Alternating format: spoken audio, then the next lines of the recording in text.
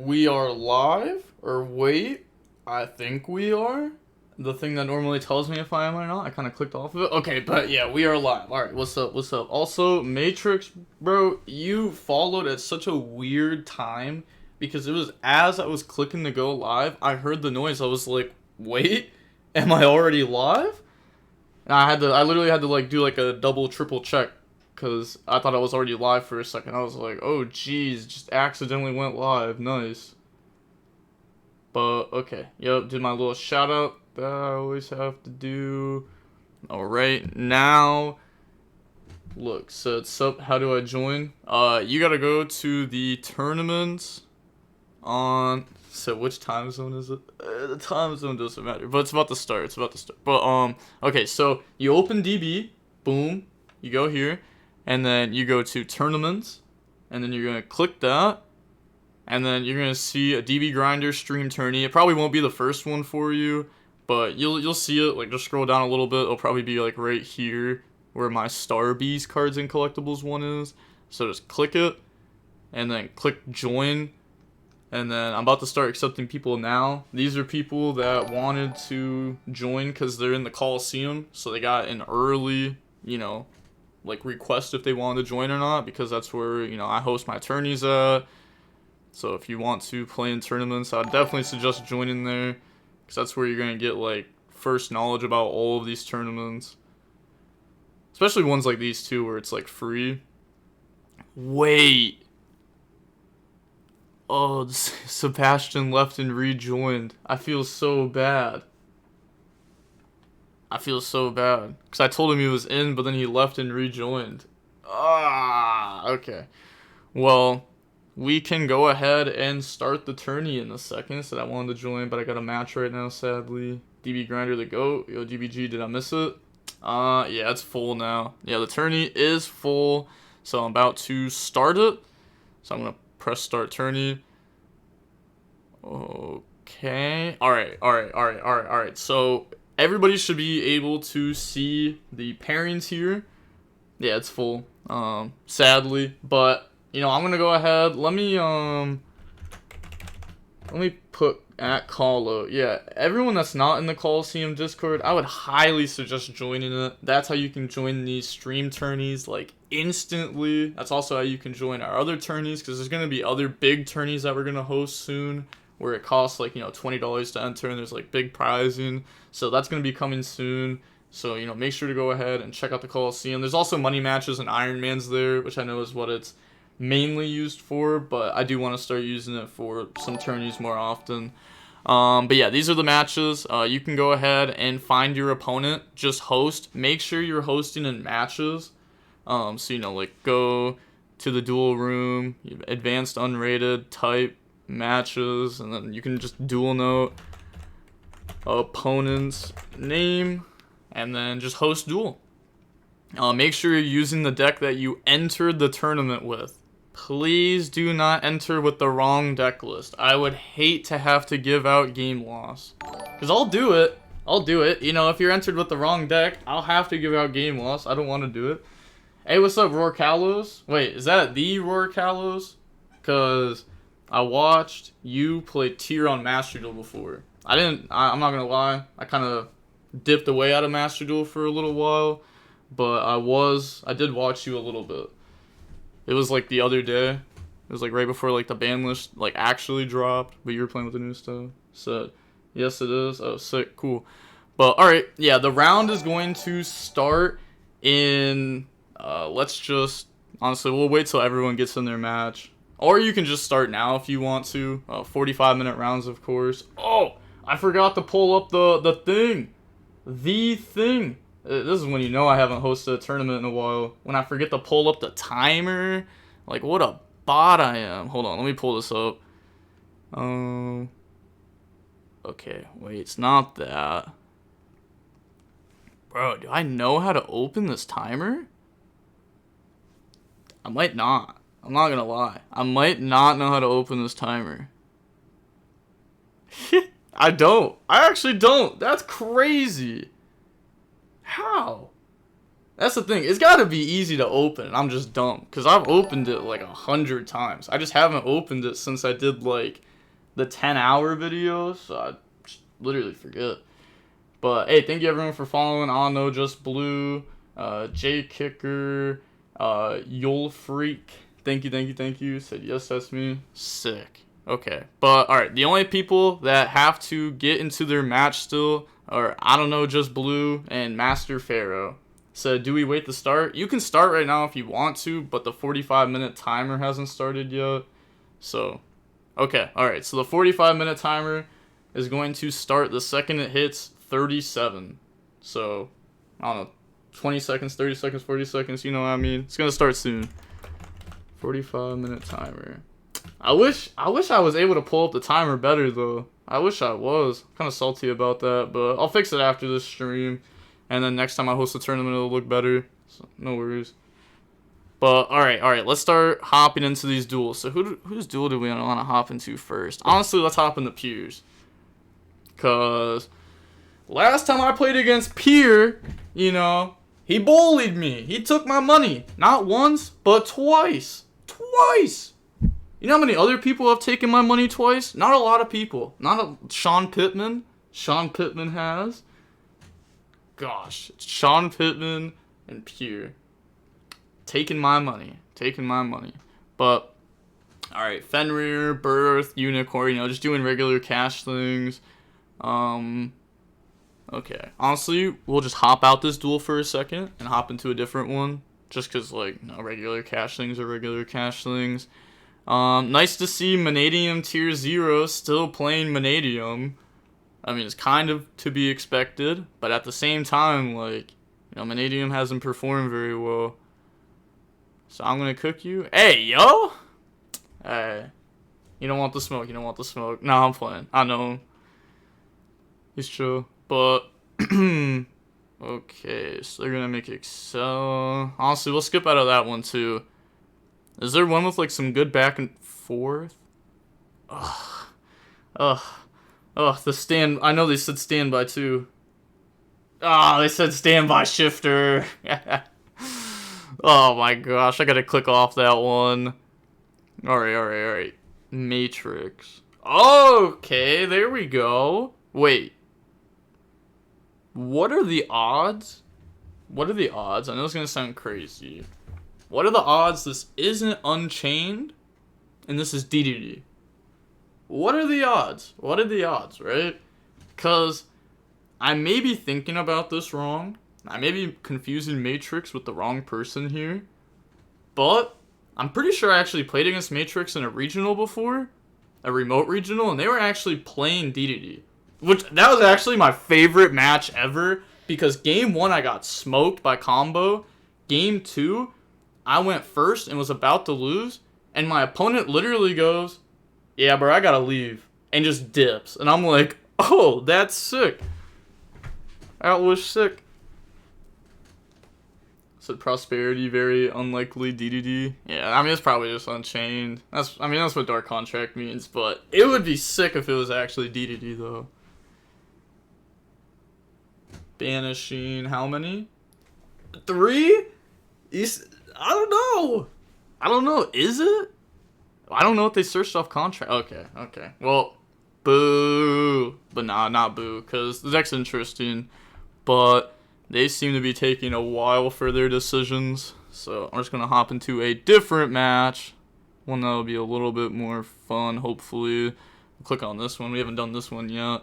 This is Infernoble versus Dragons, main decking Phantasme. It is risky to main deck Phantasme because you could play against stuff like Kashtira, but, you know, if you're playing against stuff like Dragon Link, Unchained, like even like Rescue Ace and stuff, like, I mean, Phantasme is pretty strong. Can help fix your hand. What do you think about the DDD package in Unchained, by the way? I don't think it's that bad. It's definitely better than what I originally had thought, because I was dumb and didn't read the other effect device that lets you pop one, and for some reason no one in the Discord told me it had that effect, so I just looked dumb, and that's why I called it bad before.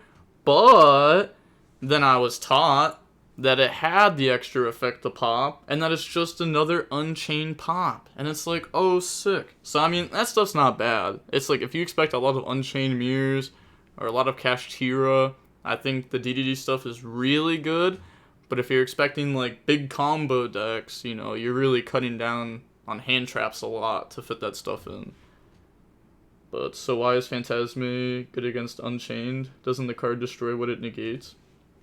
Yeah, but it's mainly just like fixing your hand, but then it's an extra body on field. It can protect you from the Link 2 effect or the trap effect, and it does destroy, but you know, they would have to specifically use the Link 2. And if they're also using the Link 2, you could also just let it resolve using the Phantasme. And then the Phantasme, you still have 5 cards in hand, you fixed your hand, and you baited the Link 2, while still having like the same amount of cards in hand with a better hand. So it's like, it's not bad, right? Like, it's gonna be decent no matter what. Unless if you get hit with like, I'm not even sure. I guess like Rescue Ace could Ash it, and then Sunlight Wolf add back Ash. That's probably like a big punish. But also Phantasme is really good against like Unchained because they end on a monster that links on your turn every time. So let's say you Phantasme, draw Phantasme, you can hold Phantasme in hand and not put it back and resolve it again. And like the second Phantasme is going to be huge because, you know, they're not going to be able to trap you very well. They're going to have to do it a little bit awkwardly. You can also Magma Mutt, search Phantasme, and then use Phantasme on your turn. That's another thing that you can do. And you can Magma away the Yama, or if more people are going for the Muckraker line, then you can Bestial banish the Yama that they target, take Yama out of the graveyard, and search Phantasme on your turns. That's like full, like, that's great. That's great. But yeah, I mean, you are going to play in the, like, Talent's Thrust, but, you know, Talents is toxic. It is what it is. Thrust Game 2 and 3 is also pretty toxic. But I don't think this is a good matchup for Dragon Link. Actually, it's probably not bad. The opponent's end board is a monster negate, a pop, 2 spell trap negates. Yeah, that's actually pretty good. It's pretty good. So, is this the tourney? Yup. This is the top 16 of the tourney. Currently, I doubt any match is finished. This would probably be the closest one because I had Flounderies. Yeah. This would be the closest one. Okay. They could Prosperity for Eradicator. I was going to say, they do have to tribute a Rise Heart, though. But, nope, they're not going to take that. They just take Ash Blossom. Ash Blossom is very strong versus Flounderies, though. I do like how more Flounderies players have been playing the one Samorg, though, to search off Robin. And then you can, like, chain block the Eagle with that, so you can, like, play around Ash a lot better. So I think that's pretty sick. Like, not playing the whole package. Even though the field spell is so crazy, because it makes all of them 1 less tribute. So you can easily end on, like, multiple Empen, potentially 3. It's a tourney question mark? Yep, this is a tournament hosted by me. If y'all want to be able to join my tourneys soon, like quickly, I would suggest joining the Coliseum. Otherwise, you know, maybe like 1 or 2 people from the stream that come here instantly will get in. Most of them come from the Coliseum just because they get told about it like 20 minutes before. Hey, also shout out to Dimion for the follow. Thank you. Okay, makes it to main phase. So what's the back row? It's definitely not Big Bang. It's not Anti-Spell. Probably not Eradicator, but it could be. They could just be holding it. Then Imperm would be the last thing. So it's probably Imperm, but still could be Eradicator. So why they lock back row? Why not lock monsters? Book, okay, Prosperity for 6. They hit Book, and then Engine. And they're just gonna grab Book. And then a Rise effect, Shang effect, lock, attach. Maybe they have more. They gotta have, like, at least another, like, face down value attachment. Because it's not like you're only going to play Omega as your 1 attachment. That's like, Omega's not even that great as an attachment in the first place. Okay, there we go. There we go. There we go. There we go. That's really good in this matchup. If they only set one and then pass, you can just use it to pop Dreaming Town, and then you're not going to get hit with Book. So that's good. Like, Book from the Dreaming Town, of course. So, they also just didn't use Shang Effect to lock. So I'm saying they should have just locked monsters. They could have started trying to lock, like, a lot of the zones. Like, locking back row is just fake. Especially against Flounderies. But they're gonna go Duality, grab maps. Now we know they have Book plus map. And obviously they have Engine, otherwise they would have grabbed it off Prosperity. They're gonna get a Rise Effect to attach. I also like being a purple judge. I have like permanent purple judge now in unrated. So like if I join any like unrated match, I can like type in the chat. I can like give game losses to random people if I wanted to. Obviously I'm not going to. Why did you not use Shang and Standby Face to summon Unicorn? I think they were attempting to play around Thrust. I mean, you don't want to summon Unicorn anyways in this matchup. You would rather have the Unicorn in deck than have it on field, because it's really just a blank card, because ripping Extract against Flounderies isn't going to do anything. But I think they were just trying to play around Thrust as the first action. But they're going to go Book on a Rise. Yeah, I mean, Flounderies has a ton of ways to, like, force a Rise Effect, though, if they want to. Oh! Okay. So, it's just Eradicator. Yeah, it's just Eradicator. They waited until a Rise Heart got set. Now they can go ahead and do that. Is it even worth shotgunning the Eradicator, though? Or do you hold it for map effect? And if you were going to, then they wouldn't have done it yet. So they're just going to shotgun it here. I was going to say, maybe you just hold it for map effect. Because, like, they're not going to have... They already went through Prosperity Duality. Like, what other spell are they just going to, like, activate here? Okay, Adventure. But, I mean, that was just always a chainable. So, activate, banish Ostrich. And we know map in hand. But that's pretty good, though. Adventure gain to banish Ostrich. Gain another... Like, getting two... Or, I guess, two birds in rotation, kind of. One banished, one in hand to chain block. Hey, shout out to Burtco TCG for the follow. Oh, also, I wanted to try something. Okay, so I wanted to try something. Let me pull it up, because I wanted to try music in the background. So, this should be there now. But it'll be real soft. Wait, I'll probably need to turn it up. But I want it to be like... Okay, let me know. Oh wait, I'm actually just gonna close out of the Discord. Okay. Said yo yo yo. What's up, leftover shark? Alright, can y'all hear this background music, or do I need to turn it up a tiny bit more? So I want it to be very, like, small, light background music. What did... Oh, it hit another adventure. That's funny. Yeah, so they should have just held it. Yeah, they should have just held it for map effect, and then they could have changed it to hit map. Because now Floundery still has access to map effect this turn. So turn it up a little bit more. Okay. Okay,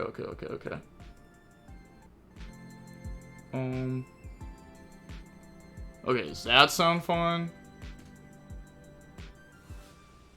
So, okay, yeah, that should be fine, Okay, but. So now they're gonna go Ostrich to banish. Oh, okay, they didn't target Eradicator, it was the DB bug. I was gonna say, there's no way you're targeting that of all the cards. They're gonna target one of those. But, Ostrich 1, Fenrir 2 to banish Rob, and he gets banished face up because of its own effect. Said perfect. Sweet. Okay. So, banish the spell trap pop. So they still have the monster pop and Omega. It's still crazy how, like, Prosperity just gets you all the advantage in this deck.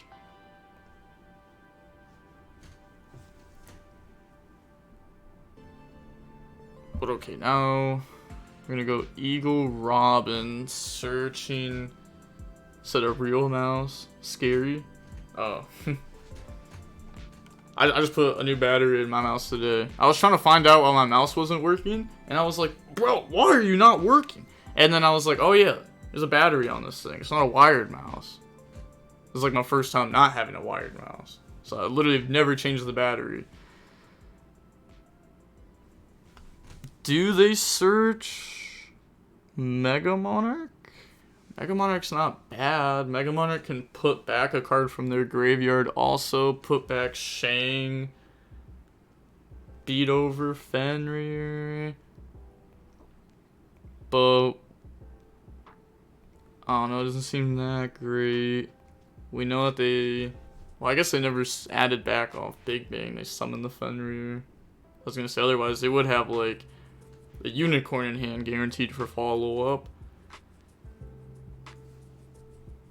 Okay, let's just hop over to a different match. Oh, that one's done. Okay, let's watch the replay of that match then.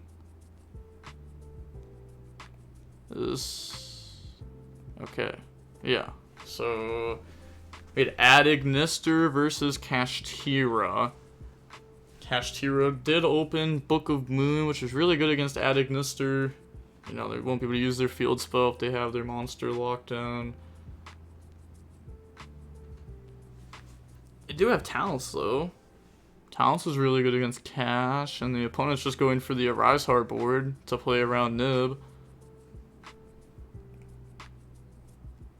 Okay, so Impermarise and then Silent Mining Chain Book.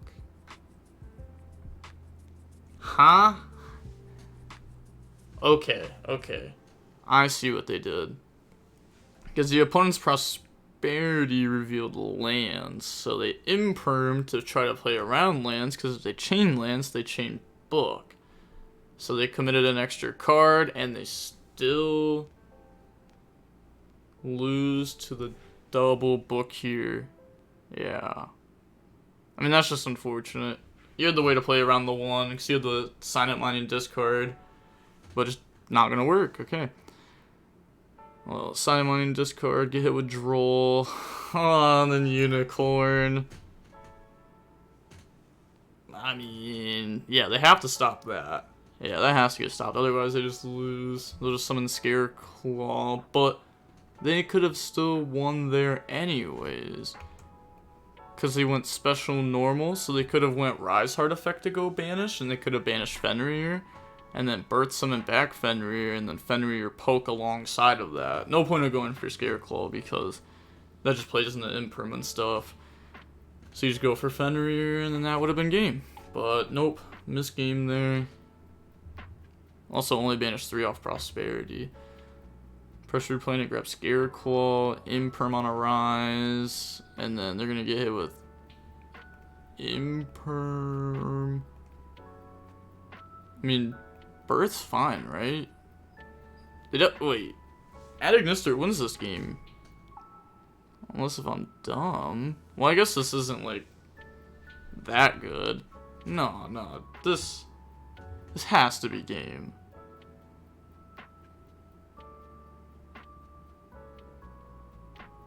Is this not? No. Okay, so they bring it out. Wow, is there really not a way for game there? I guess 23 plus 53 is not game. But couldn't we have just like left transcode on the field and used G Golem plus Dark Templar to make access code affect gang attack, and then it points to this, so then it's like 58 plus 28 and you pop Scareclaw and then you win? Yeah, like, nothing's locking them out for making an access code. And, like, there's no way they just, like, don't play the card. Oh, wait, but it got ripped. I forgot by the Unicorn, so it's not even there. That's true. It's just not there to game the opponent with. Ah, okay. So the opponent is able to go in the Baron, popping the field spell, which doesn't do anything. But then all they have is the token, the opponent has the Baron, and we just lose, yeah. Wow, okay. Well, so first round we're gonna see pure losing. He banished access code. Yeah, I didn't realize it until the end there. Because I was wondering, I was like, I don't think Pure would miss that line. I'm not gonna lie. And then I was like, I gotta be missing something. I thought about it more and I was like, oh yeah, unicorn. Okay, so goes safer than the striker. Doesn't try to go through the baby dragons. And then, okay, doesn't want to get hurt by Drool. Said I don't. Wait, I don't know if my deck shuffled.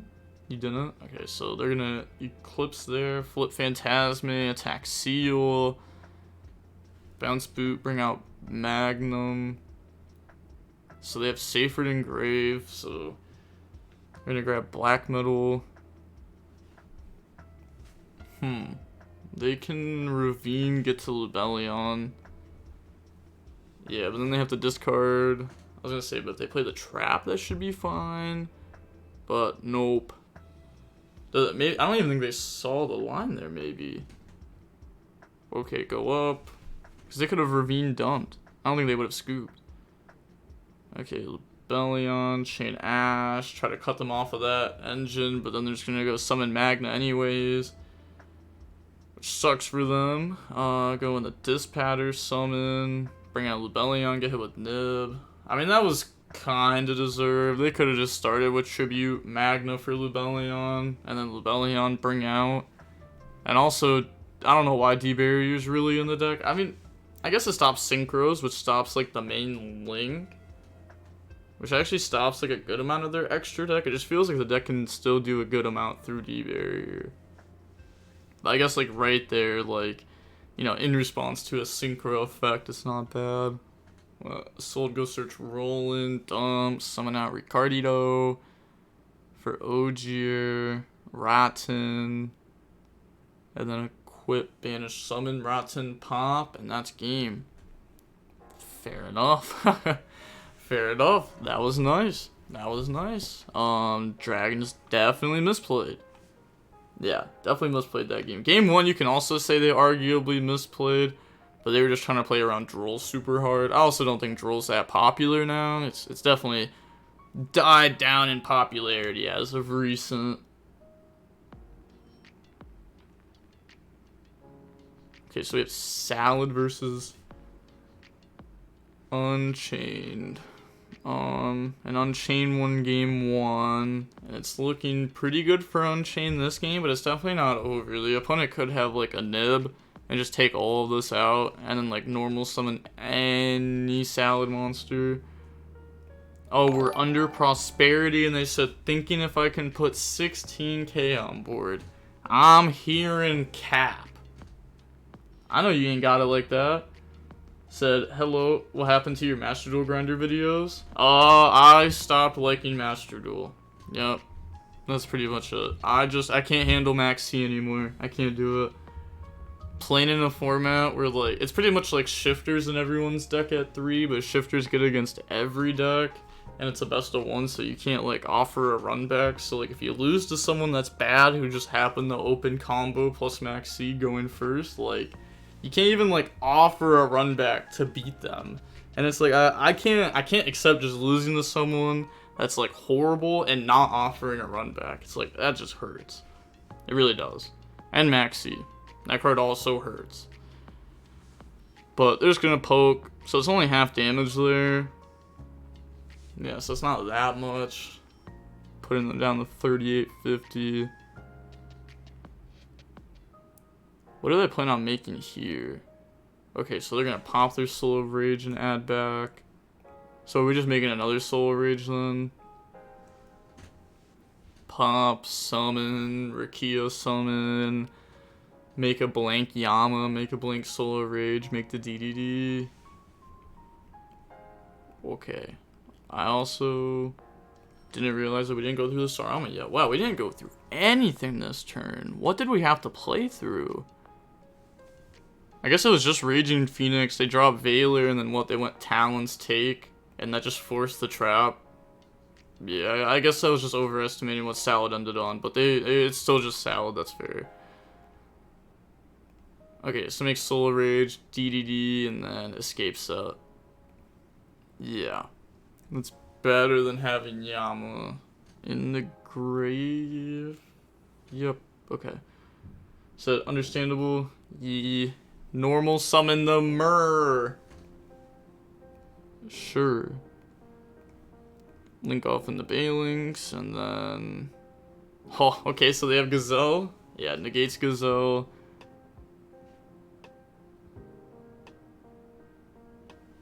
Okay. And then Shivaro goes set. That's just game. Oh. They're thinking in response. I was gonna say... Yeah, I don't think this will work.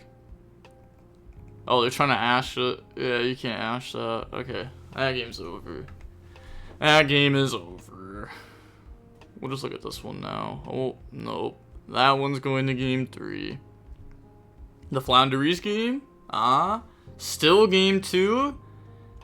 And Flounderies looks to be in a decent position, but Cash potentially still could just do a lot. Yeah, like they're a unicorn searching right now for a Theosis, but they just went through Theosis. Oh, and that face down card, I don't know why it's face down, but we know it's Omega, because we were in here before, so that could always be used. Yeah, let's watch like the bottom one. Oh, Unchained versus Despia. Oh, it's branded Chimera. I wasn't even looking at the big wing that was on the field. I assume we're already in the tourney. Yup. This is the top 16 of the tournament. Single elimination. Should we start round 2 immediately? I mean, if you want to, yeah, but if you want to play with like the regular 45 minutes, then you can just wait until like this round is over, and then I'll like inform everyone like, yo, round's over. I mean, you'll also see the pairings. But if you both want to start early, sure, go right ahead. But I don't want no complaints when your match has been like an hour and 15 minutes long, and then I call time. But other than that, you're fine. I am... Okay, they impermed. I was gonna say, I'm surprised that this is the game state that we're in. But with imperm, it makes sense. Also, Disaster's so nice. That card's like... It's necessary. I didn't like it at the beginning. I cut it.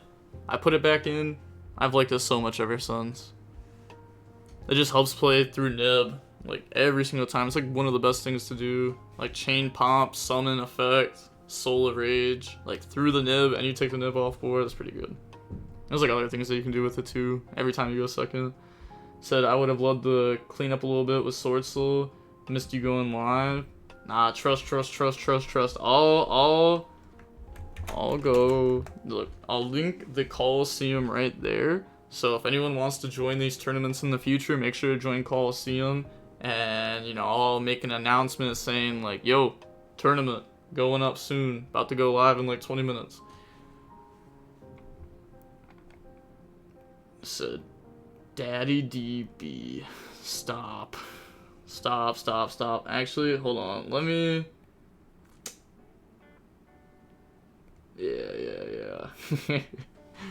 I know who that is. I had to give him a little 10-minute timeout. Said rage target Rukia and Shavara to set escape.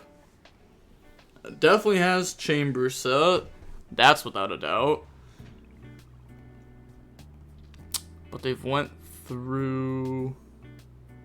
Did they go through that affect the link? Maybe, and then maybe the opponent like chain Mirror Jade and the chain escape. So now they're like forced. Nah, because they Mirror Jade banished the DDD. Okay, we'll just go to a different game. Oh wait, that was the one we just watched. Okay, let's click this one. We didn't even click on this one yet. Okay, so this one's Unchained. Refresh the chat a little bit.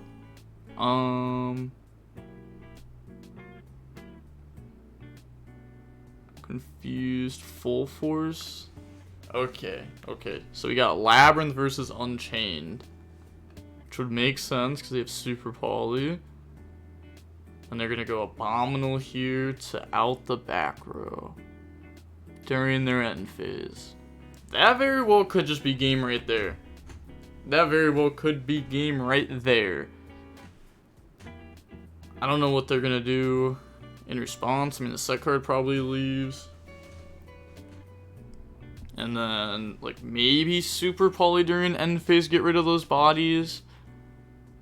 Summon Mud Dragon in defense. Pass. And then the opponent, like, yeah, I'm about to say, maybe Super Poly in the end phase, Mud Dragon in defense, pass. And then, like, the opponent really can't do anything either. So, like, you kind of, like, stalemated the game for the time being. But if your opponent draws, like, any Fiend monster, game. Yep. Oh. I don't know why I said Mud Dragon, by the way. Also, definitely meant to say Garua. Don't know why I said Mud Dragon. Definitely meant to say summon the Garua. Shout out to Fredila25. Thank you. Oh, they were already... Oh, that's what they discard off Abominable. And they only play 2 chambers, so they're going to set Escape. Well, I guess that really doesn't help their case that much here. It still just says draw Fiend or lose. But yeah, the goes to grave. Wow, their hand sucked. Alright, passing turn. This is game 3. So, you know, this draw determines everything. Yeah, GG. Well played. Oh my gosh. And they hit it with the thumbs up. They don't have Ash for it. Oh my goodness. Oh my goodness. It's just choose your draw. That's just what it is. Choose your top deck. Literally. Just draw this and you just choose your top deck. So tough. But let's see. Is there any good hit? Yeah, that's over. We'll just hop out of that one because they can also keep their DDD negate too. But alright, let's watch this other match that just finished. So this is between Also, Polar, and Salad. Yeah, you want to start with like set your monster, pop it, because it's one less summon towards their Nibiru, the Primal Being. But they're gonna Talons. Okay. Oh. Are they gonna get bullied here? Wait, doesn't this out back row? It does. It does out back row if we wanted it to have. Could have sent Balinks to try to out the escape, and then Balinks protect the foul. Summon Gazelle. Out. That could have been a choice. Yeah, they said, can I read it again? But yeah, Wolf doesn't let him summon it. The turn they added it back, but they're just gonna search Roar, attack, pop it. Oh, that's fine though, because they're gonna get their effect to summon back out the Raging Phoenix anyways with the boost. And then set Roar. Oh, they let Tour Guide go through? I guess even if you stop Tour Guide, you just lose. Yeah, I guess you just lose no matter what. Because their only interruption's one negate that destroys, which means it will always trigger Yama, which is just too much.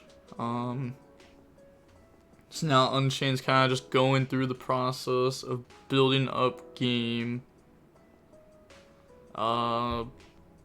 Okay, that was done fairly weird. Okay, so they definitely don't play the disaster that allows you to link with the opponent's monster. Definitely don't play that.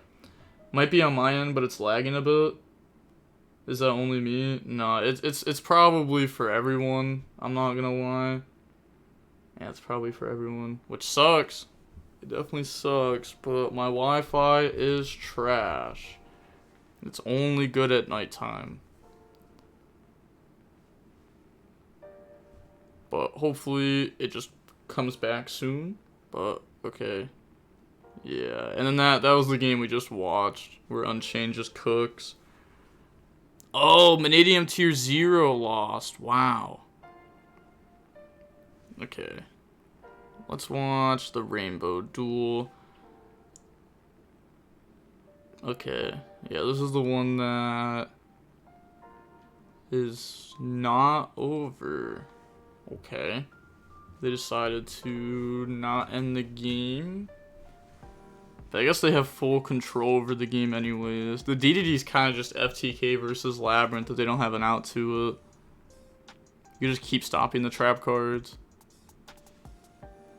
It's happening to me as well. Well, hopefully it stops. It's a Cappy gang. Oh god, yes. I'm happy. That is my favorite emote. I can't wait until there's more Capybara emotes. Oh my god. Also, I hate that if I want to throw up the Cappy emote, I have to like be full screen on my second monitor for it. But there we go. There we go. I'll full screen real quick and then unfull screen to throw up a little Cappy. Set a monster. Battle? Is it the third Super Poly? So I just set a monster and then say battle. I feel like that doesn't do anything. Okay. Viewing extra deck. Imagine they just like contact views here. Yo, contact views here sounds insane. Turns off the escape. Takes away the Soul of Rage. Think about it. Think about it. Okay, I'm just out of that game. Yeah, they're just wasting time. That game's been over. That game's been over. Alright, and then Roar won this game. There is 11 minutes and 20 seconds. Wait. That's not how much time's in the round. That's a little bit off. Yeah. Because it said it was at 37. Oh my gosh, I hate doing math when it comes to time. Because I hate how it goes to 60 and not 100.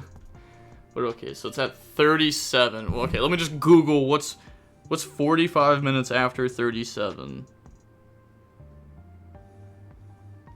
Well, it's 45 minutes after 4:37. You kidding me? I have to click on a website? I'm not typing it in again. Are you kidding me? I'm gonna die. There's no... It's been 35 minutes. Okay, okay. Nah. 22. Math with like time is just... It's too much. It's too much. I just don't feel like doing the mental math on it. YuGiOh though? Oh, I can do YuGiOh math all day. 28, 18, quick 46. Come on now. Don't mess with me. Hello, I'm a big fan. Just got on the DB. How can I join future tournaments like this? The best way would be to join the Coliseum Discord. That's where I tell people about it like 20 minutes before I go live.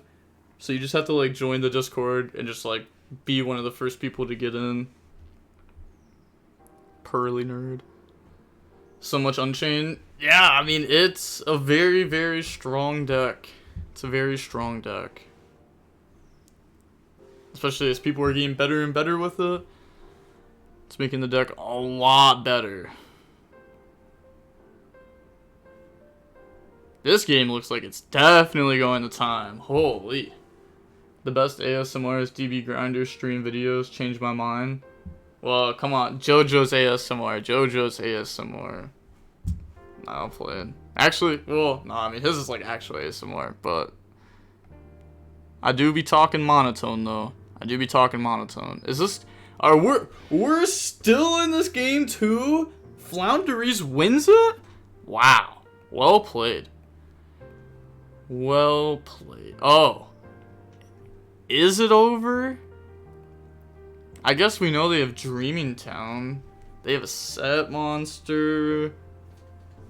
So that's probably from a previous turn, then. Not over. Not over. Milano's video says otherwise. Shout out Milano.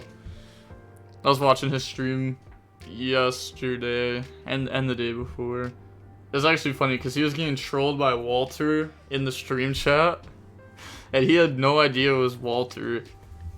So Walter was just in the chat trolling, you know, typical Walter things, just being a troll. And Milano had no idea. It was actually hilarious. It was hilarious. And he was saying stuff like, yeah, if I went to a 3v3, my teammates would probably be like Christian Reina and Jesse Cotton. And like, you know, if you heard some random person on the internet say that, you'd be like, okay, sure. But like, that was actually his teammates. It cuts down its non-engine count to a point I'm not happy with. Oh, the DDD and the tour guide. It just depends what you're playing against, cause like, you know, if you're playing against like Vanadium and stuff like that, then yeah, it's not gonna work. But if you play against Cash and Unchained, like the DDD package and tour guide, it's gonna give you infinite pushes. You're just gonna naturally push through these boards with engine. And a little bit of non-engine, you know, like thrust talents also like cooks. DB, I love your content, how you mispronounce names on purpose for the content. You were the first of your kind in the Yu-Gi-Oh community and truly shaping the meta. Yeah, true. I say every word wrong on purpose. You heard it here first. Every single time. Yup, I know how to say every word. Unchained naturally can push through most boards with engine, to be honest. Not a lot of non-engine needed. Yeah. That's why you can play like the DDD Dark Contract stuff. It's just more engine. I mean, the DDD stuff is engine. Like, and tour guide, it's more engine. Like, the DDD is literally just another Unchained pop effect. I don't like the extravagance in the flu deck. He already lost in the deck building. You don't like the extravagance in the deck? It's not bad. It's just more consistency. Because this deck bricks. But I guess they also are playing a lot of unexplored wins. Said on purpose. Yeah, on purpose. Because any word that I've ever said incorrect is not a word. It's a fake word. It's just random letters pushed together meant to try to take me down. But it's not gonna work. Extravagance go crazy in flu. I mean, if you want more consistency, yeah. But they're also playing more unexplored wins, so they don't really have to play it. Okay, 2 can add back adventure. So we're gonna rebook this unicorn then with the Dreaming Town. We're gonna Apex Avion by tributing their set. That already seems tough. Oh, maybe we knew it was that set. We never needed to do that. But they can just Dreaming Town set Unicorn. They have a negate set up. I mean, that negates Birth. That seems pretty good. If they had map up, this would be guaranteed game. Because they could wait until Birth effect. Yeah, they'd be able to wait until Birth effect to negate. It said Ash, Theosis, Ride. Oh. Okay. Yeah. That's game. Weird. Normal Rise. Okay. Effect. Negate. Theosis. Negate. Ash. Doesn't do anything. Okay. So that game's just over. And there's also only 4 minutes left anyways, so that game was just never theirs to win. Time was also just against them. But I'm gonna click this one, because we haven't clicked this one in a while. So Unchained versus Chimera. There's about 4 minutes left. So, you know, it's gonna be pretty good for Chimera. Oh, discarding Trap Trick. Oh, and we're playing Ice Dragon's Prison. Okay, imperms that. Yeah. It just feels like it should be pretty good for them here. Like, if they haven't already, then, like, Albion's gonna search Brain Fusion. That's just a push. Oh, they played 3... Okay, yeah, they like 3 Rakia, 3 Sarama. Yeah, they're playing a no tour guide list. Extravagance turns off the best card in your deck, though. Prosperity. True, but if you only play 1 Extravagance to, like, help the consistency, or even, like... I mean, you know what I mean? Like, the odds of drawing a Prosperity plus, like, a 1 of is very, very, very low. It's like the same as playing like Brilliant plus Garnet. Like you're never gonna draw the two together. It's very rare.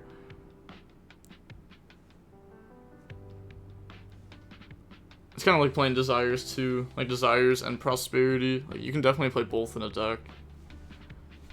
It's just like playing Prosperity and Upstart. Or like I played, or for my buddy's Guru list because he needed help with it, and I was like, all right, well, there's got to be a way to like solve this deck somewhat. This was like this is 4 years ago now. I remember we played 3 Extravagance, Upstart, Metaverse, Mystic Mine. I was like, Metaverse is a starter. We need Extravagance. We need consistency. I just kept doing that. Gosh, that deck was so bad. Deck had 4 starters: Terraforming and the Field Spell. It's most likely a 1-of for the math of consistency, but yeah, sometimes clashes don't help Guru. Period. Nah, I was just helping my buddy. But I mean, I helped him build his deck, and then I played against him round 1 of that regional, and we drew. Yup. That was the most tired I've ever been for a regional. I had 3 hours of sleep. I can't function off 3 hours of sleep and play Yu-Gi-Oh! I literally fell asleep during one of my matches in the mirror match, woke up, broke the board, and then dropped. I couldn't do it. I was so tired. They went Chamber for Soul of Rage in response to Chimera Fusion because their next play is going to be Guardian Chimera. Hey, they got 1 minute and 20 seconds left, so I'm gonna leave them to do what they got to do there. Because I already know this match is going to be in time for sure. Yeah, this match is in time for sure.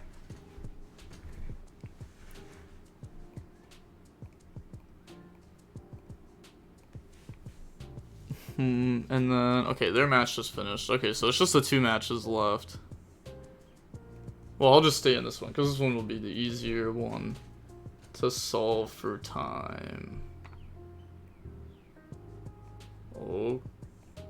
Okay, oh, that's a time. That's time in round. Okay. We're in game 3.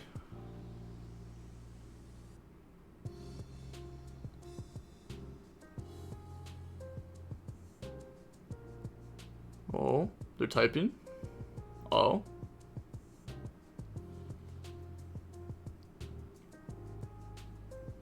Ooh. Are you gonna admit defeat? It's game 3. What will happen now? We're gonna put at. Alright.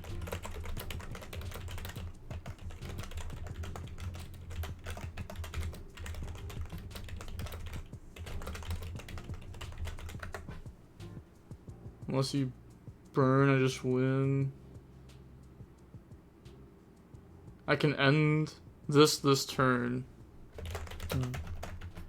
This phase. You...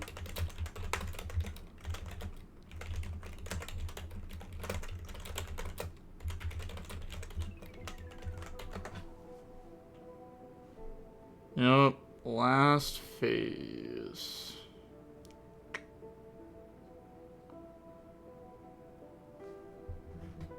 Oh. Yup. DB player. Maybe this person just plays on DB, doesn't play in real life.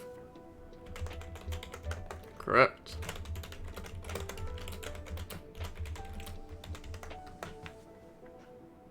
Nope, so I mean, if they can do 900 burn, then they can enter battle. Or gain 900. But that's just over. That's just game. Their deck doesn't have a way to burn. Especially not through a potential interruption. Okay, yup, just GG, just GG. I'm gonna have to tell them to continue their turn here in a second because it's been like 2 minutes. How would you? Oh, there we go. Alright, GG's, GG's. Okay, though. Let's go ahead and click on the last match now. Okay. That's time and round. Well, it's already been time and round, but it doesn't look like either of them had the stream up. Oh, they did, okay. So I'm up a game. Okay, so it's game 2. Alright, it's game 2. We're in end phase. Do we go to game 3? Yep.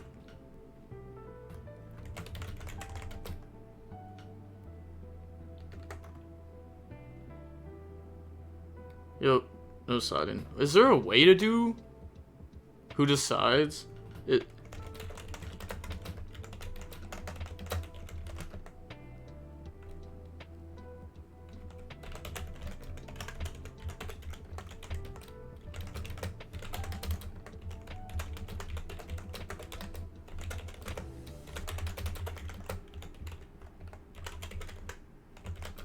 Yeah, that should be a way to do it. I don't know if there's another way to do that on DB, to be honest. Okay. Well, you're supposed to just offer draw. Yeah. I mean, you can look at your opening hand, I guess. Yeah. There we go, there we go. Okay. No siding.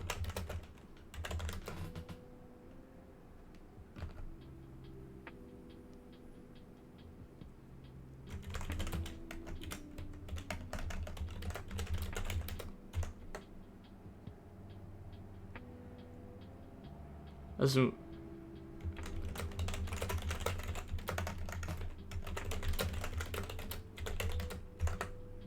you play with the same list as game 2. Yeah. They confused me there for a second. Play with the main deck we had loaded. Play with our main deck or whatever we had loaded. Yeah, alright. So, make them roll for it? Yeah, they had to roll for who was going for. Okay, fair enough. They were just going first no matter what.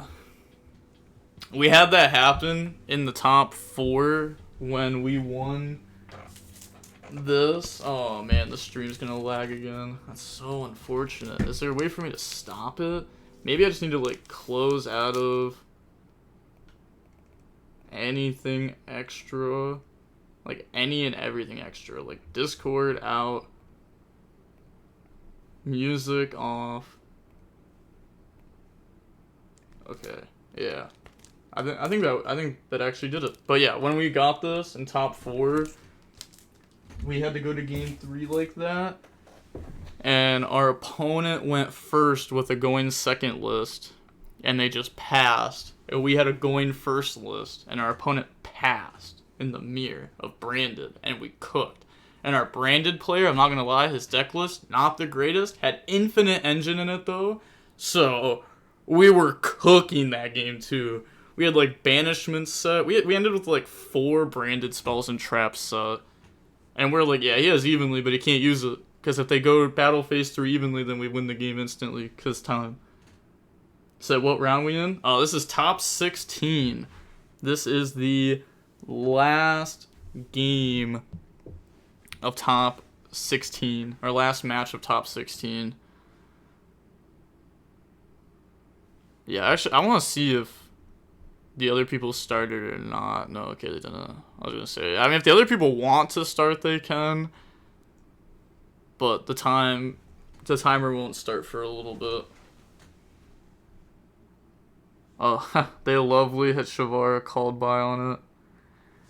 I had somebody Chimera the King hit my Per Lily, and then when I Harpies their back row, they chain called by on my Per Lily. That made me salty, especially because I had another Per Lily in my hand, and I was just sitting there looking dumb. Sitting there looking real dumb. Hey, shout out to Ija Sai for the follow. Thank you. Yeah, the goal right now is 7,500 followers, which we are far away from. We're like 2,300 followers away. But we'll get there eventually. And that's all that matters. Maybe that should be this follower goal. I was going to say for the end of the month, but I don't know. It's going to be kind of hard. Because I have a wedding this month, and I have a YCS that I have to go to at the end of the month, which is also in Germany, so it's like super far. It's not like a close one. said Konami, Dark World doesn't need to be hit because it's not winning multiple events. True. That deck is so toxic. Hey, shout out to the Asaku for the follow, Furley for the follow, Happyology for the follow. I like that name, Happyology. DBG, come to my baby shower. Oh, God, no. Oh, God, no. Oh, no, no, no, no, no, no, no, no, no, no. Going to a party without alcohol just doesn't sound real. But they're going to activate contract, go grab Vice King, and then activate Vice King. They're going to activate the big welcome now. Okay. So they should just pop that. But let's see what they end up popping here with big welcome. I actually don't even know what they're trying to go for. What's in their hand for them to do it like this? Because you could have just waited, right? Like this doesn't protect itself, so they could have just waited until this got brought out and then outed it.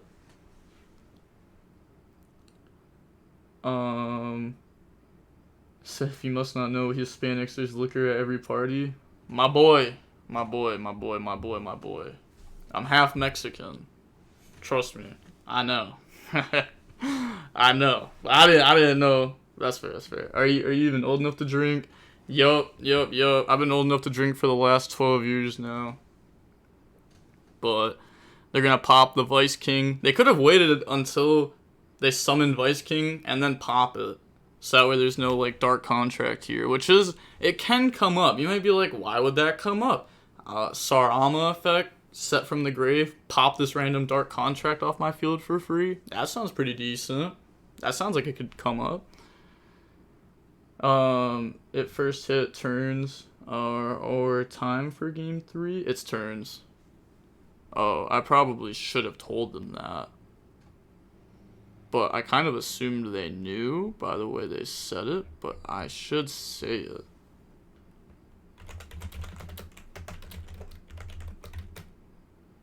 I'll just say it now. By the way, this is turn 1.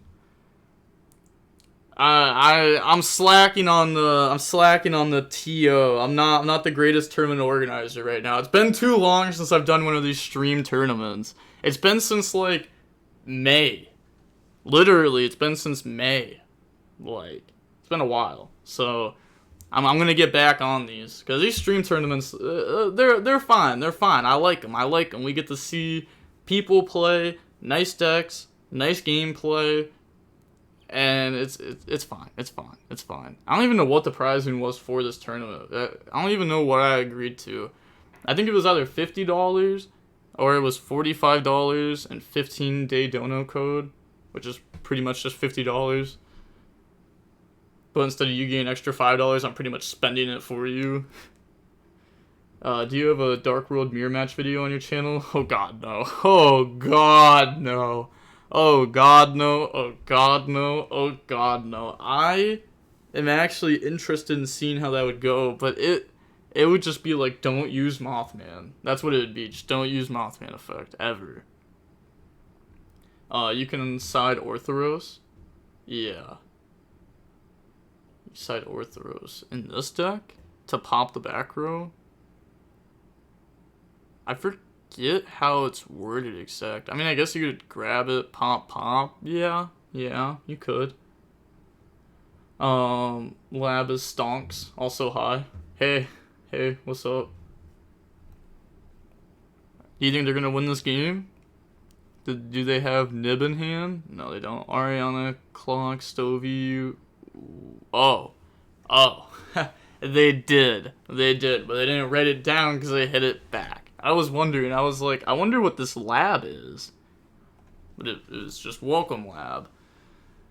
$45. Okay, yeah, $45 and then the 5-day dono code. I had to throw the dono code in there. I had to, because other people will play in the tourneys like for like the 5 or the 15-day dono code thing. So I was like, I'll just throw in an extra like $45 on top of that. Gotta play in my tourney over that one. When is the new timer gonna start?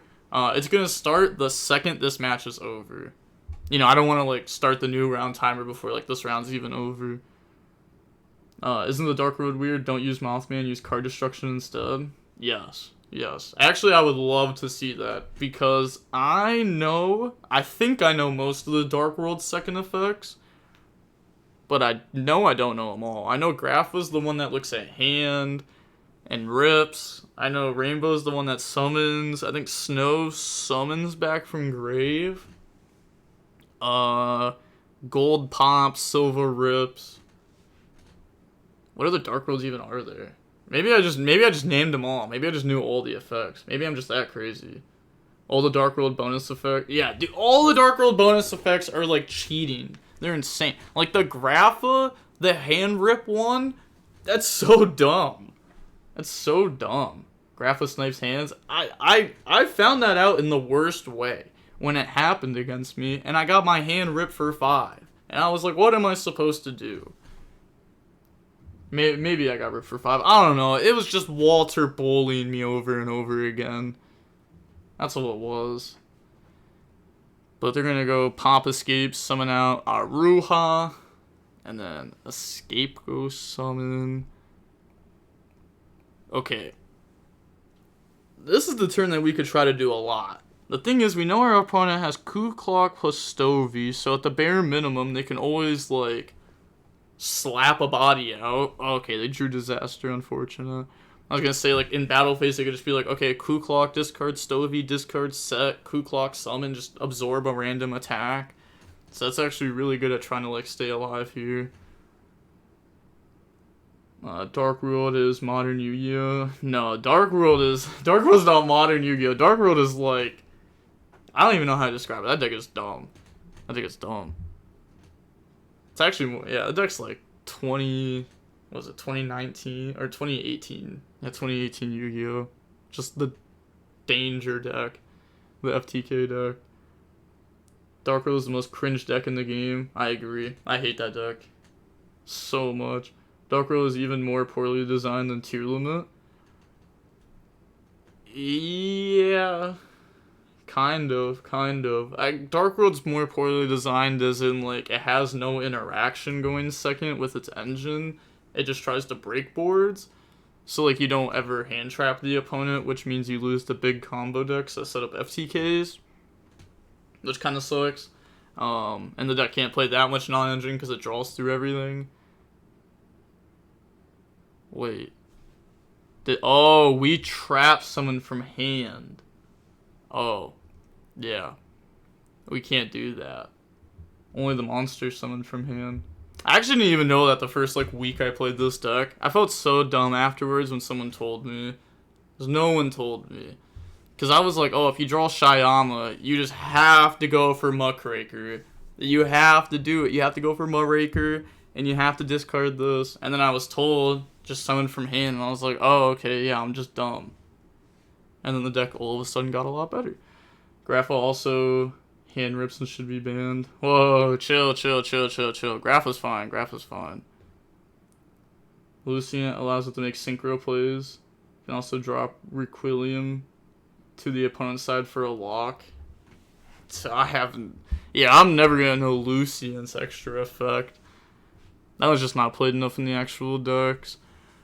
That's also unfortunate for the opponent that the Unchained cards work so well against him. But, I mean, that's also why the Unchained cards work so well in Labyrinth, is because they're Fiend.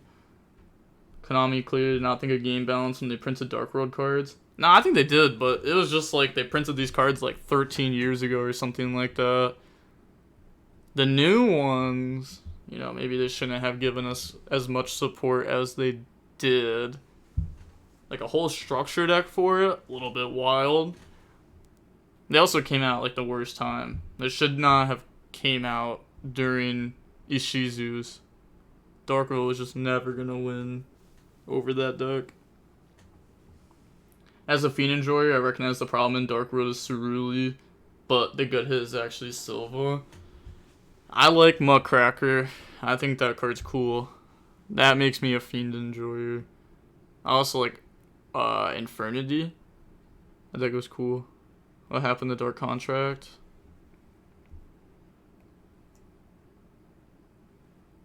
Well, they went... Well, I destroyed it with Shyama.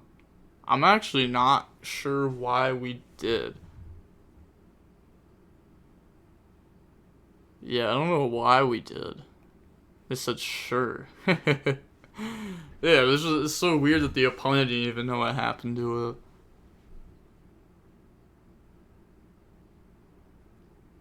Okay, we could have left out there. That probably would have made it a lot easier to go for game.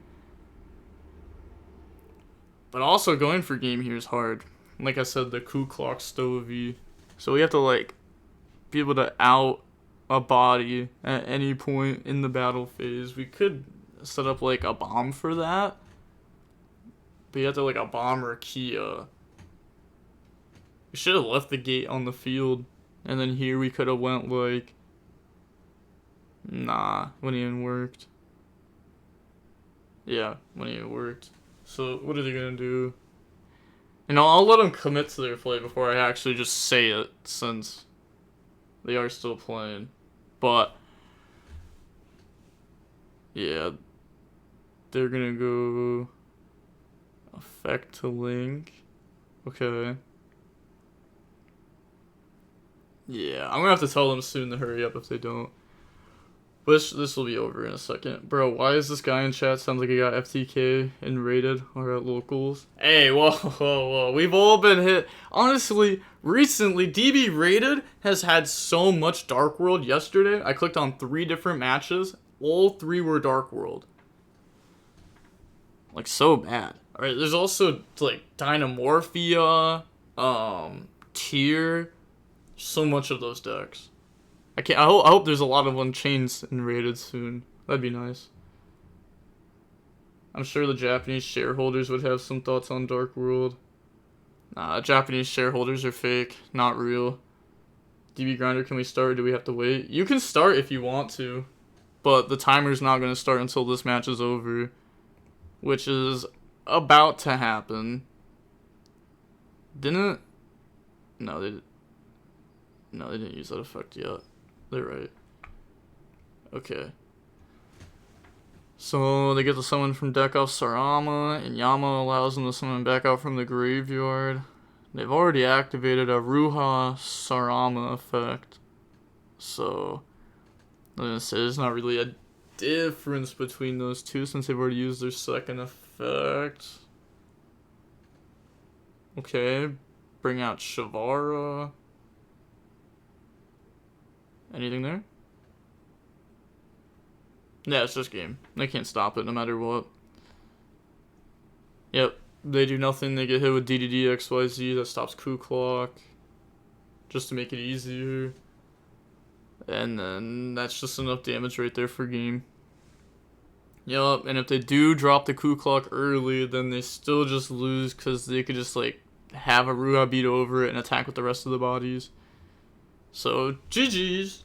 We're going to see Matrix win that one. Okay. Round 2 is going to start at 45. So, it's going to start very, very soon. It's 45-minute rounds starting at 5:45. So, 2 minutes. Okay, and it looks like a lot of the duels have already started, so we can go ahead and click on this one right here. So this one was Cash versus Unchained. Let's just kind of go ahead and scroll through. So Cash versus Unchained, Virtual World versus Flounderies, and then we got Unchained versus Infernoble, and then we have that, which is just an Unchained mirror. Okay. Lot of Unchained. Okay, and that game is over. Well, I guess let's click on the Virtual World match. Let's see what they're doing. Let's see what they're ending on exactly. This isn't the most common deck. There you go. Okay, so yeah, the round starts now. So 45 minutes starts right now. Have a nice stream, DBG. Thank you for hosting. Unchained's a tough matchup. Hey, no problem. But you two, or have a nice day. I said you two, but have a nice day. Thank you for stopping by. But I mean, virtual world. What are we gonna go for? Because I know we can go for Beatrice. We could do that stuff. We could just go for classic end board like Zolkin, Crystal Wing, stuff like that. I hate that now every Unchained build is on DDD package, but 3 weeks ago I got blasted on it in your comment section for mentioning it. Well, to be fair, I thought it was bad too, just because like I didn't read the card all the way. Yep, that's it. DBG gonna leak the goo. What goo? Also, please stream stop messing up. Stop lagging. There's no reason for you to do this. I wish my internet was good and not trash. Beatrice is done, by the way, with transaction. Yup. Honestly, you don't even have to say the second card. It just transaction rollback. That's all you have to say. That's all you have to say. Because there's a lot of dumb stuff with that. I feel like High King has been on deck since day one, dude. Oh, you didn't mean that. You meant the contract. High King isn't even the correct thing to go for a lot of the time. Well, I wouldn't say a lot of the time, but some of the time. Sometimes it's just correct to go for a very simple Nightmare Griffin play. DB is lagging today. I don't think it's your internet. No. The stream is what's lagging, not DB. DB's fine for me. It's my stream that's like messing up some. Yeah. Oh, that's what I should do too. There we go. Yeah, because I have like a little stream next to me that's constantly going. Like a little stream preview. Yeah. I can pause that. There we go. Save all the energy I can. Okay, so they're going to go Cloud in the Gothams, rip another card. Okay. But I mean, ripping a few birds is pretty good, especially Ostrich. Okay, Chu-Chi, we're just gonna go for rank 9. Okay. Pass. So we didn't get the GG. Oh, we didn't get the GG that turn. Alright, so we got to rip 2. We have Chu-Chi pop. And then we have this, which will come up with the other card, right? The other generator. And then they get to attach. It's pretty good. It's not bad. It's pretty good. Said reading real quick. Said cards that can only copy your opponent's cards, like the original Starving Venom, is fine because it's more interactive. I don't know what you're talking about. Sorry, Gate plus Requiem. God bless DB Grinder. He'd be spending money on tourneys like this one for us instead of paying for good internet. You can't pay for good internet. That's the thing, is sometimes that's not an option. It's just not an option. It's like, you have the best internet you can, or you move. And then you move and get better internet. That's what's going to end up happening. Like, whenever I move out of this house, which is going to be roughly 9 months from now, yeah, I'm literally just going to move for internet. Like, where I move is going to be planned very good with internet. Like, that's, like, the main thing I care about. I really don't care about a lot of other stuff. Just good internet. That's all I really care about. But they're going to Ash on the adventure. I was going to say, that's tough. I hope we follow OCG rulings on transaction rollback. Because, as it can only copy the 6 Shinobi and just skip the opponent's turn. I don't know what that means. But, yeah, I mean, that card's just dumb. What do you mean, you hope? You hope we can just skip people's turns? Why? That just sounds bad. Why do people want these uninteractive cards in the game? I want floodgates out. I want turn skips out. Like, those cards make the game not great. Why not just, like, have nice interactive games?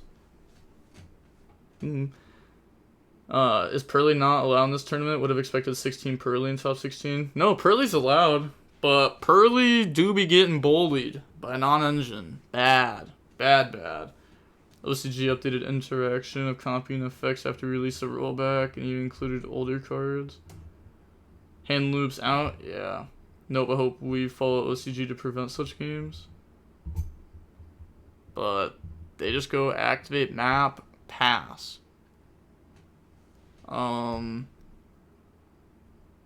Map pass is a very interesting way to play your turn. I don't even know what that means. What does that mean? OCG clarified it can't copy some of the dumb stuff, yeah.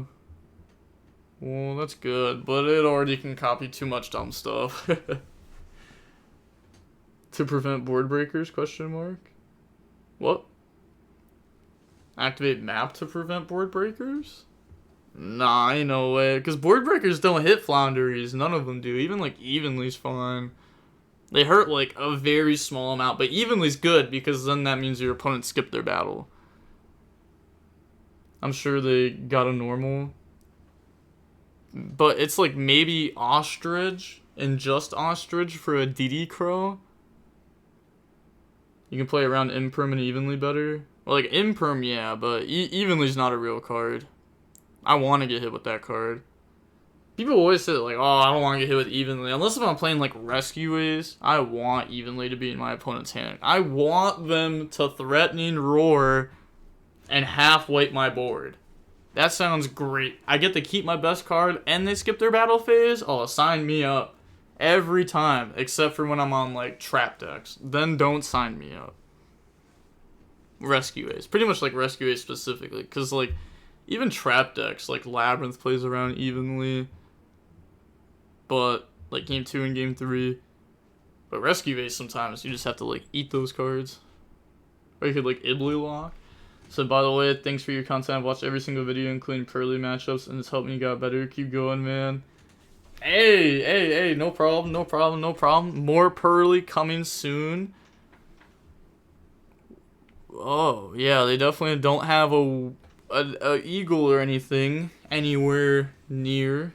But wow, yeah, it sucks. I hate it when Floundery's full bricks. It shouldn't happen.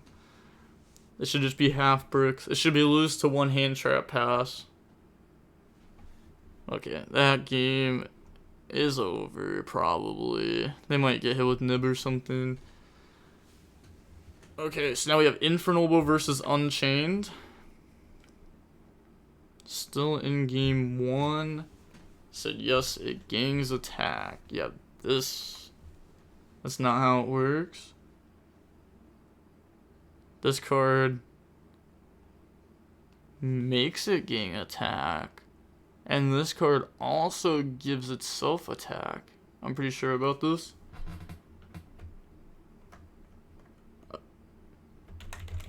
Hello. Okay. I don't know what they're asking for exactly.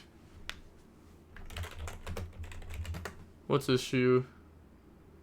No! Stream! Stop going down! That time the stream fully went down, because it even had me reconnect to the chat. No, it's gonna make me so mad. I hate it. I just want to stream, but it's so hard to stay motivated when the stream just dies. He's trying to activate roll into equip from hand during damage calc. Equip this card from your hand to that target as an equip spell. That gives that card 500 attack. Yes. We here though, it's still up for me. Oh, let's go! Cool! Well, that's nice. Well, hopefully it was just on my end then. Yeah! Trying to activate rolling. Okay. One sec. Let me do a good old Google search, because I would say you can. Yeah, I would say you can. But let me see. Let me just do a quick double check. Oh, there we go. Let's see. Can we equip this during damage step? Yes.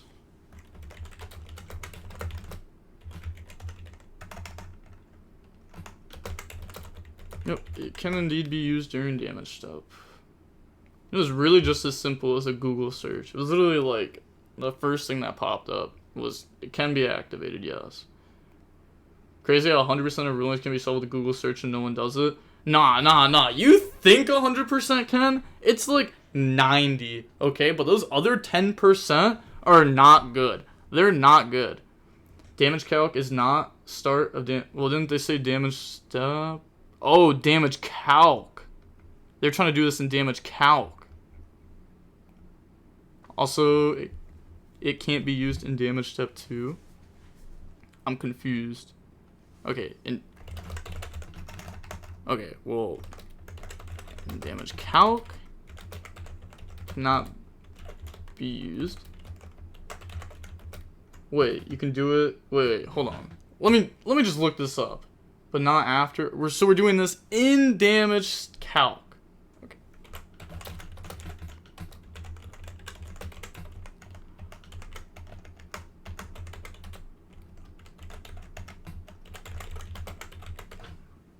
Boom.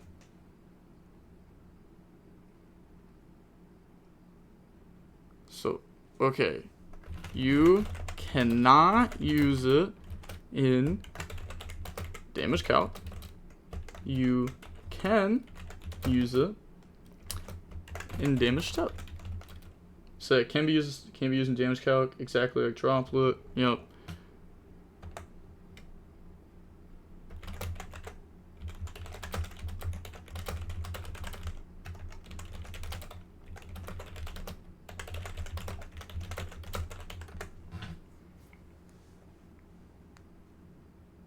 Nope.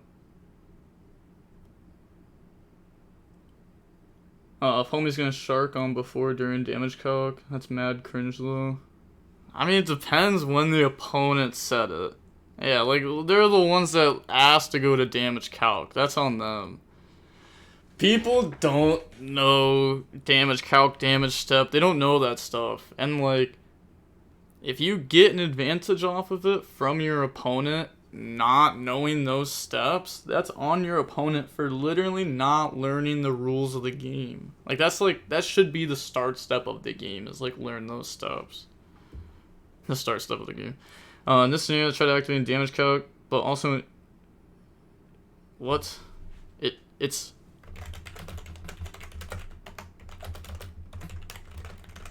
effect is to boost attack.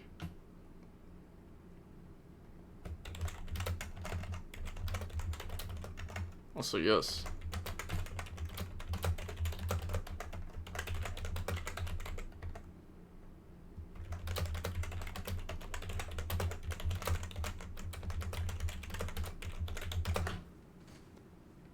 Yup.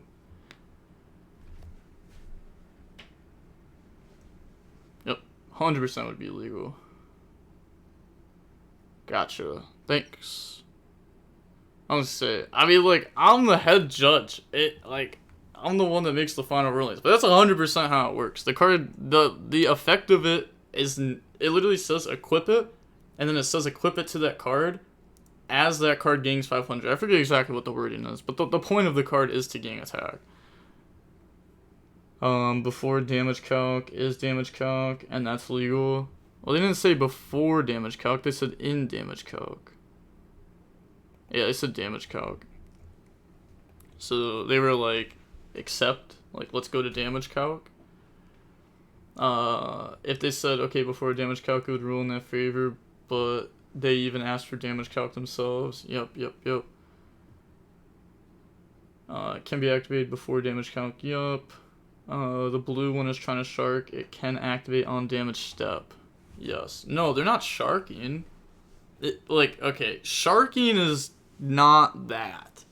Like, if your opponent, like, how can I explain this? Like, let's say your opponent just, like, goes to the wrong phase on purpose.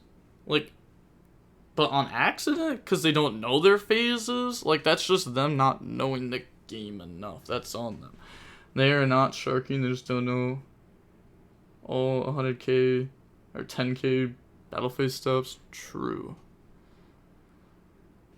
But, okay, they're gonna go Sir Alma to set and pop the gate. That's literally what I was talking about a second ago. It's an effect to equip, not to boost attack. I mean, they tried to convince you. I mean, I get it. I mean, that's why I had to Google it, is to just double make sure. Okay, we can hop into a different match real quick. Wow, that one's over. Oh, the Unchained Mirror. Holy. Unchained Mirrors are wild. How much you want to bet? Okay, I was gonna say, how much you want to bet they make an illegal summon here? I thought they were gonna go into like a nightmare. But they don't know what the set card is.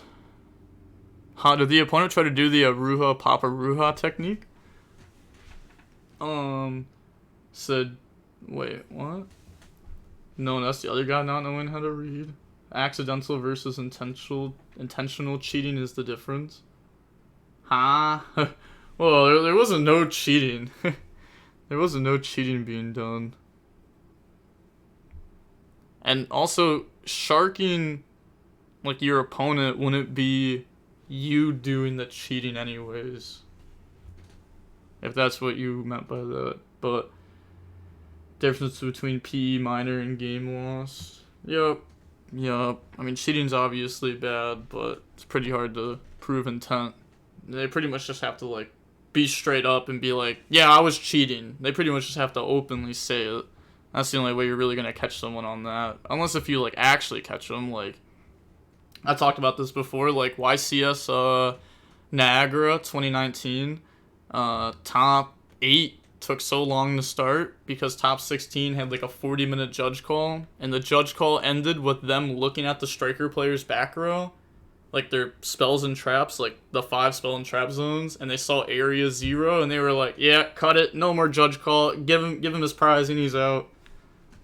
The dude was like, how much time is left? Had his opponent turn around and look, and then took a Widow Anchor and switched it with area 0, and it took him 40 minutes to check the back row. And I was sitting there, bro, I'm not even gonna lie, I was sitting there talking crazy right next to the table. Like, because there was people, like, off to the left, and they were like, yeah, bro, this dude out here is just cheating. We watched him do it. Like, we called judge and everything. And I was like, I really don't care. I'm cooking everyone. And then I literally lost to the guy who won that match. That match, it's like PTSD. Just no one card left in deck, and my opponent goes, draw, normal summon Grenmaju. And it's like, no. Why? Why did they have to be the last card in the deck? That would have been a free top 4. But Toronto Regional had 45-minute time extension because poor communication between players. 45-minute time extension's wild. 45 minutes crazy. Certified DB grinder moment. It was rough. Think of something like, yes, I let my opponent take back move 3 turns ago. Technically, we don't have proof. I get what you mean. Water under the bridge at the moment, though. But, yeah, Chambers, summon out Rakia. Wow, they're main decking the Ice Dragon's Prison, too. It wasn't just, like, a Game 2 thing. They're main decking it. Has to have Thrust in their deck, right? And this is just a one-of. It's pretty good in the mirror, though. It's pretty good in the mirror. Oh, bro, I've 100% have lost games from being nice. Oh, I haven't. Maybe I have. Like, locals, though. But, like, locals. Said no thrust, I'm just stupid. Jeez, Fairy, you're insane. Nah, maybe I, like, used to back when I was, like, a kid. But, actually, I don't know. I used to be toxic when I was younger. But I'm not letting super dumb stuff, like, slide. Like, from being nice. Because, like, nowadays, you try to be nice, you give people an inch, they take a mile. Like, I've actually had, like, ever since we came back from the pandemic, I've had so many people actually just cheat against me. Like, openly lie to my face and to judges about stuff. And, like, it's so dumb. Like, it's ever since we came back from the pandemic. I literally, before the pandemic, I think I had it come up one time before. One time. And that was the end of 2016 when my opponent lied about having normal summoned already. I was so angry during that match, too. At that moment, I said I was never going back to Canada for a regional, and I didn't do it until, like, 9 months ago. Yup. It was like a 7-year hiatus. Just because I thought the judges were out to get me. I swear. They were ruling with my opponent, and I was like, I can literally play the game step by step from the very first turn, from game 1, game 2, and game 3.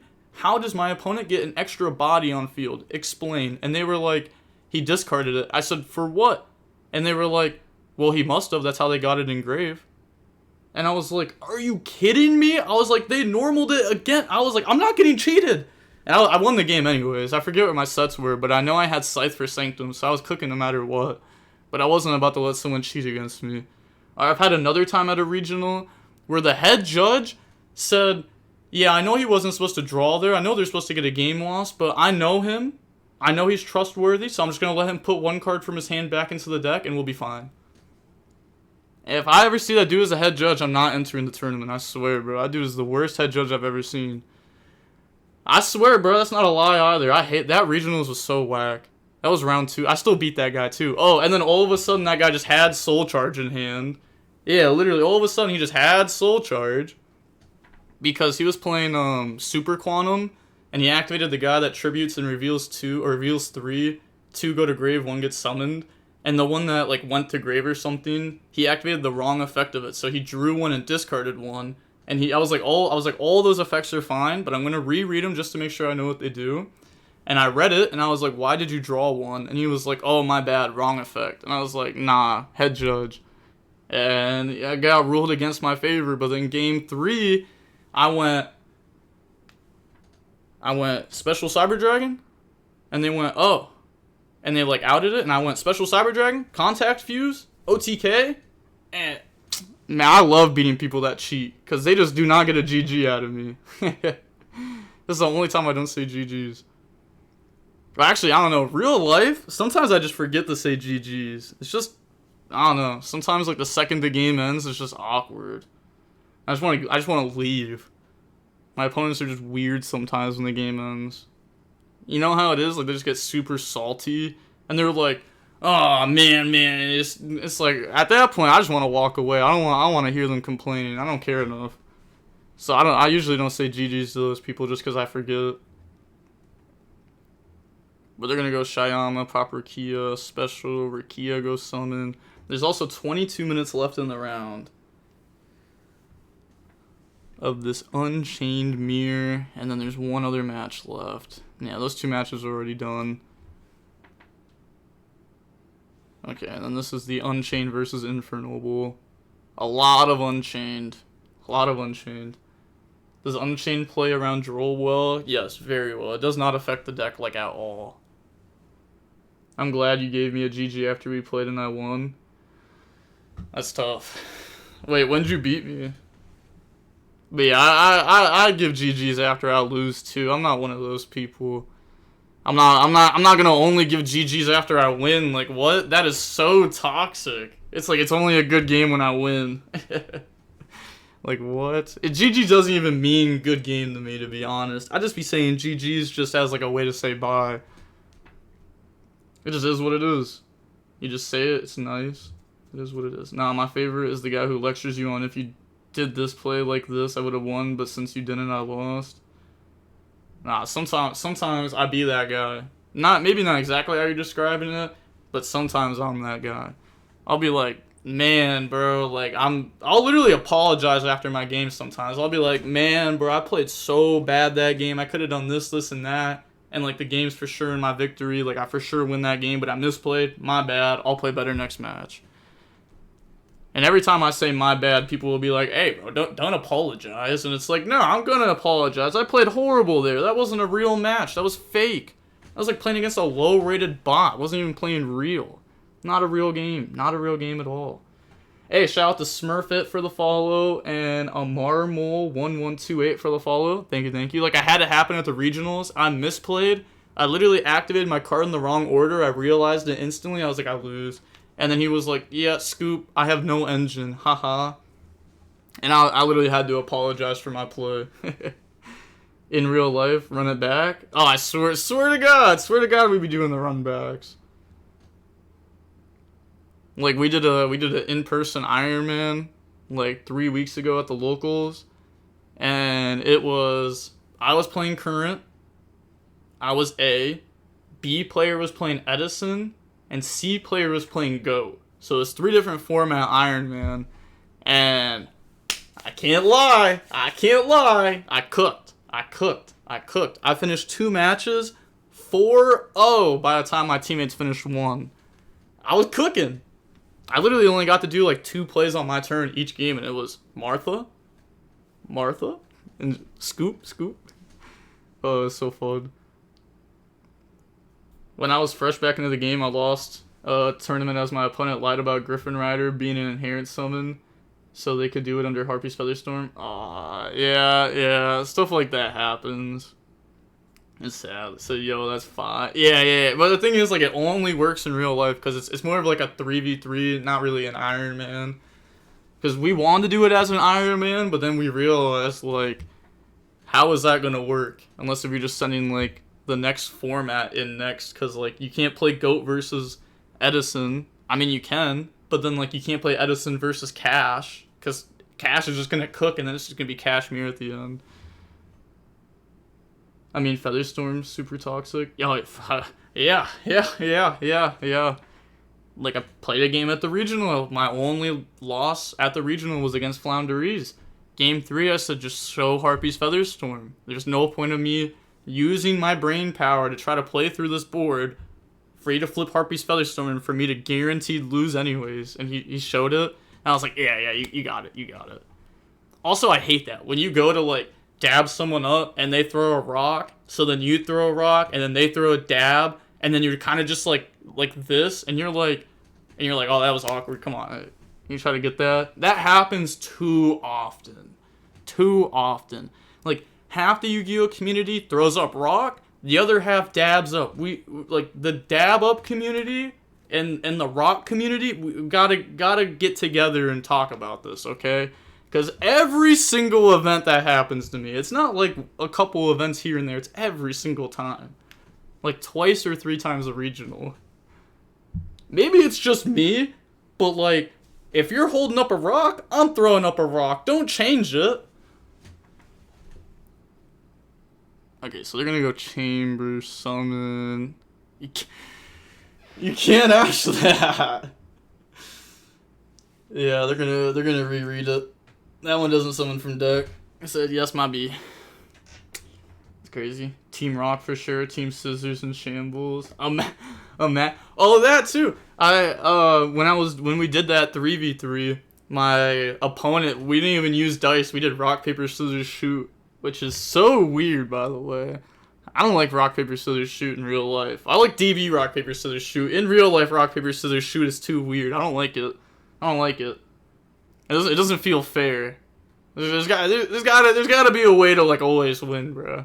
Like rock, paper, scissors, and then right here, you just, like, lower your hand, higher your fist, you focus in, you slow down time. They start to throw up 2 fingers, and you're like, boom, rock. You see them not moving their hand at all, boom, paper. I don't know, bro. There's gotta be a way. I hate rock, paper, scissors because I always lose. Bro, I just don't play it. I roll dice. I'll roll dice. But I can't do rock, paper, scissors, shoot. I'll play 7-Eleven for who goes first. No, I'm playing. I'll play it. I haven't played 7-Eleven in a while. I lost like $20 and I was like, I'm out. Nah, bro. I've had people ask to flip coins over dice rolls. Sick people trying to complicate everything. Yeah, but DB rock papers is only Sag. I prefer if it was just done by a bot or something. That's fair. Oh, see? It disconnected me from the chat again. I don't know if it's like my stream disconnecting or not. I don't know. 7-Eleven for cards. Whoa. At the hotel. Outside the venue, of course. How much time is left? There's 15 minutes and 28 seconds left in the round. Yep, the round will end at 6:30 on the dot. There was a dude at Indy who was playing 7-Eleven for $600 cards and walked away with a near-minute first dead Battle Fader. That was wild. You want to... Right after the PPG stream ended, like, the Kentucky one from, like, a year and a half ago, the second that stream ended... Literally on that table, there was probably 30 people around that table, and they were just rolling for, like, play sets of Super Book of Moons, and then it was insane. I'm pretty sure Pac ended up walking away with all the bread there. I'm not even gonna lie, I'm pretty sure Pac walked away with, like, 2 Super Book of Moons at the end of that. which was just wild. I was like, man, y'all are really rich like that, huh? Really rich like that. And then we ran an Iron Man while they were still doing that, and then we lost. Oh, sad. It was sad. But I did my job, I remember, because I beat Sean Pittman in the first game, and then I lost to Justin Singh in the second one, and then Cody Manabe lost to Justin Singh, and we lost money. Unfortunate. Hey, shout out to I'm D Zos 97 for the sub. Said half a year with the GOAT on Twitch, that is. Yes, sir. Yes, sir. I'm about to stream a lot more. So that sub that you just got to stop the ads, that's going to be nice. Because I'm about to stream a lot more. Trust. So Iron Mans are like peak Yu-Gi-Oh in my opinion. It's hype. Oh my gosh. I love Iron Man so much. So much. And there's going to be like an improvement coming to Coliseum soon to make it. Because right now, people still get scammed in Coliseum because, oh my gosh, I tell people use middlemen or we can't help you from getting scammed. Like, how are we supposed to help you if there's no middleman, right? And then people still get scammed and they blame us. But there's going to be something coming soon in the Coliseum which is going to stop scamming 100%, which is going to be nice. So that should make more Iron Mans happen. Because if there's zero scam, because like people really just won't use middlemans at all. They won't do it. Even if they're playing for like $150 Iron Man, they just won't want a middleman. You've been mad consistent with it. I'm not gonna lie. Got me considering subbing. Whoa, wait. Look. You don't, honestly, don't even do it yet. You don't even got a sub yet, Tengu. Trust. Hold me to what I'm saying. Words are just words. Hold me to my actions. I'm going to be streaming more. I'm saying it, and it's the truth is going to happen. So, you know what I mean? Just trust. Just trust. The streams are going to happen a lot more. It's going to be a little bit awkward because, like, not this weekend, but the weekend after I have a wedding. And then, like, literally 2 days after that, I have to go to Germany. So, like, and I have to record content for that entire week in those 2 days. So, like, I probably won't stream for, like, that, like, week and a half. Or if I do, I've thought about it. I might do, like, an in real life stream or something. Like, I might just be in Germany and might just be like, alright, we at the hotel, I'm bored. Set the phone up, maybe play some games or something. I don't know. Thought about it. DB Grinder going to Canada for YCSO. Nah, I'm not going to Vancouver, because Vancouver is just, oh my god, the flights are so bad. The only way it would make sense is if I drove to Toronto and then flew out of there. It's the only way it would even somewhat make sense. Only way. DB Grind, congrats on the wedding. Oh, no, it's not my wedding. It's not my wedding. Nah, definitely not my wedding. Holy, that wouldn't be a congrats. That'd be, unfortunate for you. I can't misplay like that. I can't misplay like that yet. I got too much to do. I got too much Yu-Gi-Oh to commentate over to have a wife at this moment. Said, you playing at Dormont? Yup. I'm going to be playing at the YCS Dormont. I'm signed up and everything. Got the ticket, got the hotel. Said, nah, in real life, Iron Man, you won't do it. Oh, my, maybe. We'd have to find a different hotel room to do it in, though, because the hotel room that we got, I don't think would have a great spot to do it. But hopefully, like, the hotel has, like, a nice place where everyone can just, like, chill in the lobby and maybe run an Iron Man. I'd be down to do it, though. Fly to Seattle, I'll drive. Fly to Seattle, I'll drive. First of all, you're lying.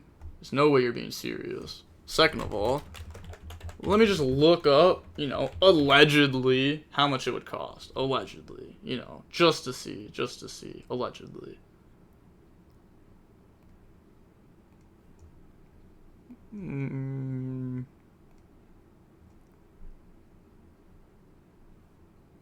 Oh, that's wild. That'd be fire. That's actually crazy. How, like, the plane tickets from there are so cheap. Well, I guess Seattle's, like, right next to Vancouver. I didn't even think about that. That's actually crazy. It's actually cheaper for me to fly to Seattle and probably Uber to Vancouver than it would be for me to fly to Vancouver. And it would take less time. Alright. This is going to be a hard board to break. This card stops targeting... Oh my gosh. Wait. This is actually pretty sick against Unchained. I'm going to say, this is just like a good interruption in general, but against Unchained, it's actually just a pretty good interruption.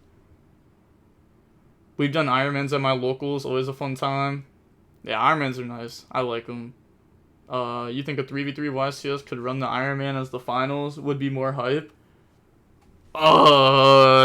No. I don't think it'd be good for that event, just because the way that you deck build for an Ironman is so specific that it has to be set up as an Ironman from the beginning, just because that's how decks are built. Because, like, if it's a 3v3 Ironman, you could send up a risky deck going first, and then, like, now you prepare the other decks for what you think they're going to put up. Like, you'd have, like, a deck that beats Unchained, and then they would have something that, like, beats the Rogue that tries to beat Unchained or something like that. I don't know. A lot of ways to, like, think about it when doing it. Which is why, like, when the Ironmans were a thing, like, the A player is always set in stone who's going first. That's told before the Ironman starts, but the B and C player, they can switch out. Whoever goes second or third isn't set in stone. That's what I'm doing. I'm driving from Seattle. Yeah. I mean, that's fair. That's fair. It's very fair. Much cheaper. Well, I don't know. I mean, it's probably not even a far drive from Seattle to Vancouver. Best Ironman of all time, Jeff Jones versus Kevin Silva. That wasn't even like an Ironman, though. I don't know. That was like I guess. That was a good thing, though. That was a good... Jeff absolutely slapped the opponent with harpies too for $500. That's actually one of the most wild stories in Yu-Gi-Oh, and like no one knows it. Like, I remember being like 10 years old watching the video of like Jeff Jones walk up behind Kevin Silva and be like, "Hey, if you're gonna talk trash on me, say it to my face." And the guy was like, "Play me for money," and Jeff was like, "Alright, bet, play me for $500. You won't at the next ARG." And then they did it, and then Jeff won, and it's like, that is insane. Anyone with harpies. Like, I remember, like, being so hyped for the money match to happen, and then Jeff Jones pulled up with harpies, and my mind was blown. I was like, no way. Is this the goo? Is harpies the best deck? And then I tested it for literally, like, maybe 30 minutes and was like, I can't play this deck. That's insane. I can't believe he won with it. There was so many skill drains back then. Oh my god. I know the field spell helped, but my god, there was so many skill drains back then. COVID days had peak Ironmans. Yeah, or honestly, my favorite time for Ironmans was right before Nationals 2022. There were so many good Ironmans. So many. Between Dragon and Striker and Marinsas. Said, nah, you gotta be an OG for that one, bro. And Cordero got... Oh, yeah. Yup. That was who recorded it all. I forgot about that. Because, I forgot that Vexicus was, like, recording their match or something. And then that's when it happened. How much time is left? There's 5 minutes and 35 seconds left on the round right now. This game is in Game 3. And that game is over. Okay, so it's literally just this game. We're in Game 3, 5 minutes, 25 seconds left in time. What exactly is Iron Man? So an Iron Man would be like... You could have like a 2v2 Iron Man, 3v3, 4v4, 5v5, whatever. Let's just say for this example, 3v3. 3 people on Team A, 3 people on Team B, and then like the A players on both the teams, like they send one person up, they play, and then let's say this player loses. Well, now this team still has 3 people left, and this team has 2 people left. So now they send someone in, and now, like, the second player will play against the player who was just up, they play, and then whoever wins stays, and you play until there's no one left. Oh yeah, you explained it a lot better. I was gonna say I could have just said what I said at the end, the 3v3, but the player who they just play like one at a time. Always a good format when striker is playable, man. That was a good format. Gosh, I can't believe I was so hyped for 2022 NAS with striker just for me to get hit with Eradicator by Eldlish. I opened like 4 hand traps against Eldlish game 1, which is like not gonna do anything. And then game 2, I got hit with Eradicator. They like Lord of Heavenly Prison summoned, and I was like, sure. And they set from deck, and I was like, sure, they're gonna set Eradicator. I beat it, I Twin Twister it. But then they went set like right, activate Eradicator, call spells. I just lost. And then they punishmented my Link, and I had Rose and Grave, not Ray. So do you remember the Nazar and Jarell during Dino Rabbit format? No, I don't know. I wasn't around during Dino Rabbit format. Well, I guess I was, but I started playing the game like start of 2013. So I didn't really pay attention to anything Yu-Gi-Oh! Wise online until Nationals 2013. But okay, 3 minutes and 25 seconds left. They're not gonna have a way to burn. Yeah, they don't have a way to burn. They're gonna set escape, pop Sarama. Set 1, pass. Okay, so this is... I mean, they got the full combo. That's good. But I would say that's better for this player here in the red. Because there's only 3 minutes on the dot right now left. And they just have to achieve some damage this turn. How hard could it be to achieve some damage, right? But summon Ogier, effect to go dumb. The opponent's obviously not just going to let that happen, though. I mean, they went for this board, too. Harder to do damage over instead of the Muckraker board.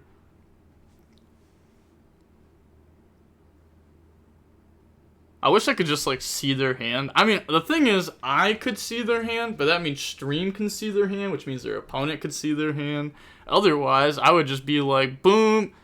Where is it? Yeah, admin, boom, click log, boom, see the hand. What'd you draw? Let me see that hand. Let me see that hand. And then it'd be like watching a replay, but with no next play button. Oh, they're clicking on the DDD. Okay, they're gonna go Soul of Rage. Okay, are they going to just make a unicorn here? That's fair. I guess you would never really start with a unicorn. Or you never start with Soul of Rage if you're gonna do unicorn. I guess you could though, because you have Chamber, if that's the other set. But just goes up in the English, sure. Just using the Renard because it's a level 1 tuner.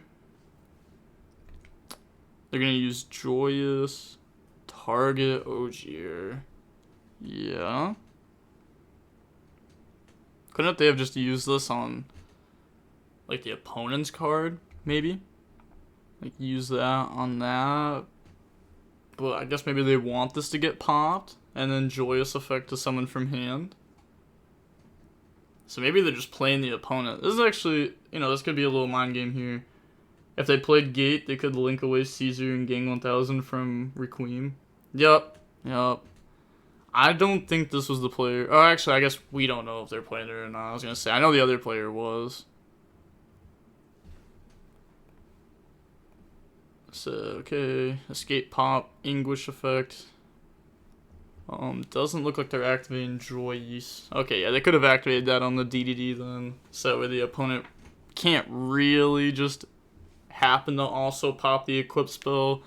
Because that pretty much made Escape a pop 2 there. Instead of a pop 1.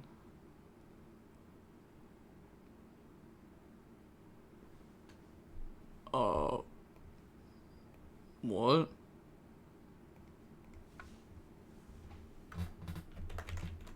Okay. Well, fair enough. I mean, if they just went Escape Pop Ogier, they could definitely activate this. But, okay, that's timing round. Ooh. Also, I didn't like that noise at all. Timing round.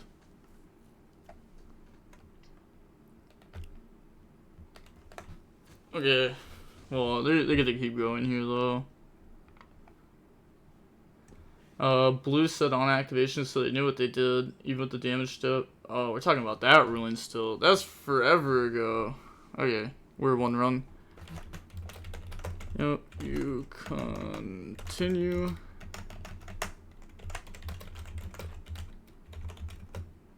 Then at the end of every phase,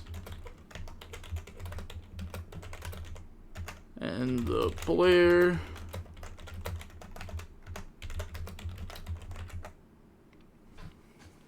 okay, good, nice. If he used escape on equip of Joy, he can't use it because Joy was never equipped. Okay, so they changed it in response to the activation. Okay. Yep. That's fair. I didn't know they said on the activation. Okay, yeah. The end of this turn.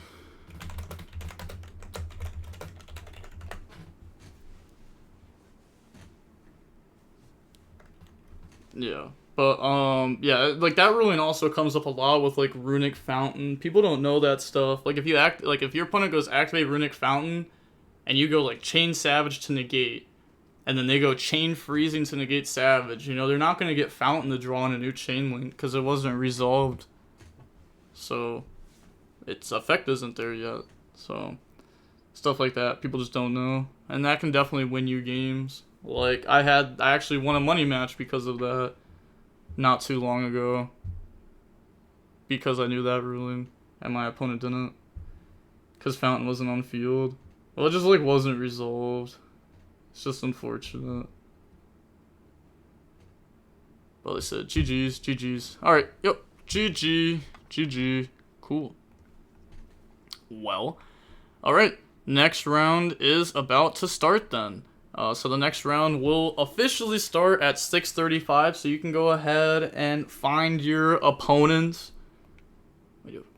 Yep, you can go ahead and find your opponents. The match, or the next round, will start in about 2 minutes at 6:35.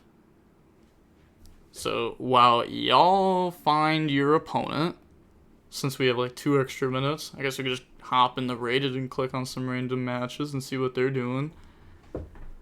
Okay, we got Rescue Ace. Or what deck is it? Okay, yeah, I'll show that deck because this isn't really even my deck. This is someone else's deck. This is someone that top, but I changed their list a tiny bit. Like, I took Harpies out the main, put it in the side. I don't like all the traps, though. There definitely needs to be more. There needs to be some generic non-engine in this going second, or in this side deck for going second, because, oh my god, is this side deck so bad. You can't even side deck everything out that you want to going second. It's an interesting deck, though. You get to, like, Ibly, Beat Cop, which is just FTK. Like, actual FTK. Cool deck, though. Tournament? Oh, no, there's no, like, commands for it. Wait, save? There was no changes. Okay. But yeah, there's no, like, commands for it. The tournament already started. We're about to be in top 4. Alright. Hopefully y'all are looking for your opponents. Okay. Yep, they're waiting for Matrix. Oh, I definitely skipped past over the tournament thing. There we go. Alright. Well... Alright, yeah, then they're just waiting for Matrix. Do you post these tournaments on Discord? Yep. I'll go ahead and I link them there on the Coliseum Tournament Discord. There's also money matches and Iron Man's there too if you want to play in those. Oh man, that's going to be crazy if Matrix is late. That's going to be crazy. I've never had a game lost for being late in any of these tourneys ever. So it'd be wild to give one. Any requirements to join your tourneys? Sometimes, but it just depends. It depends time to time.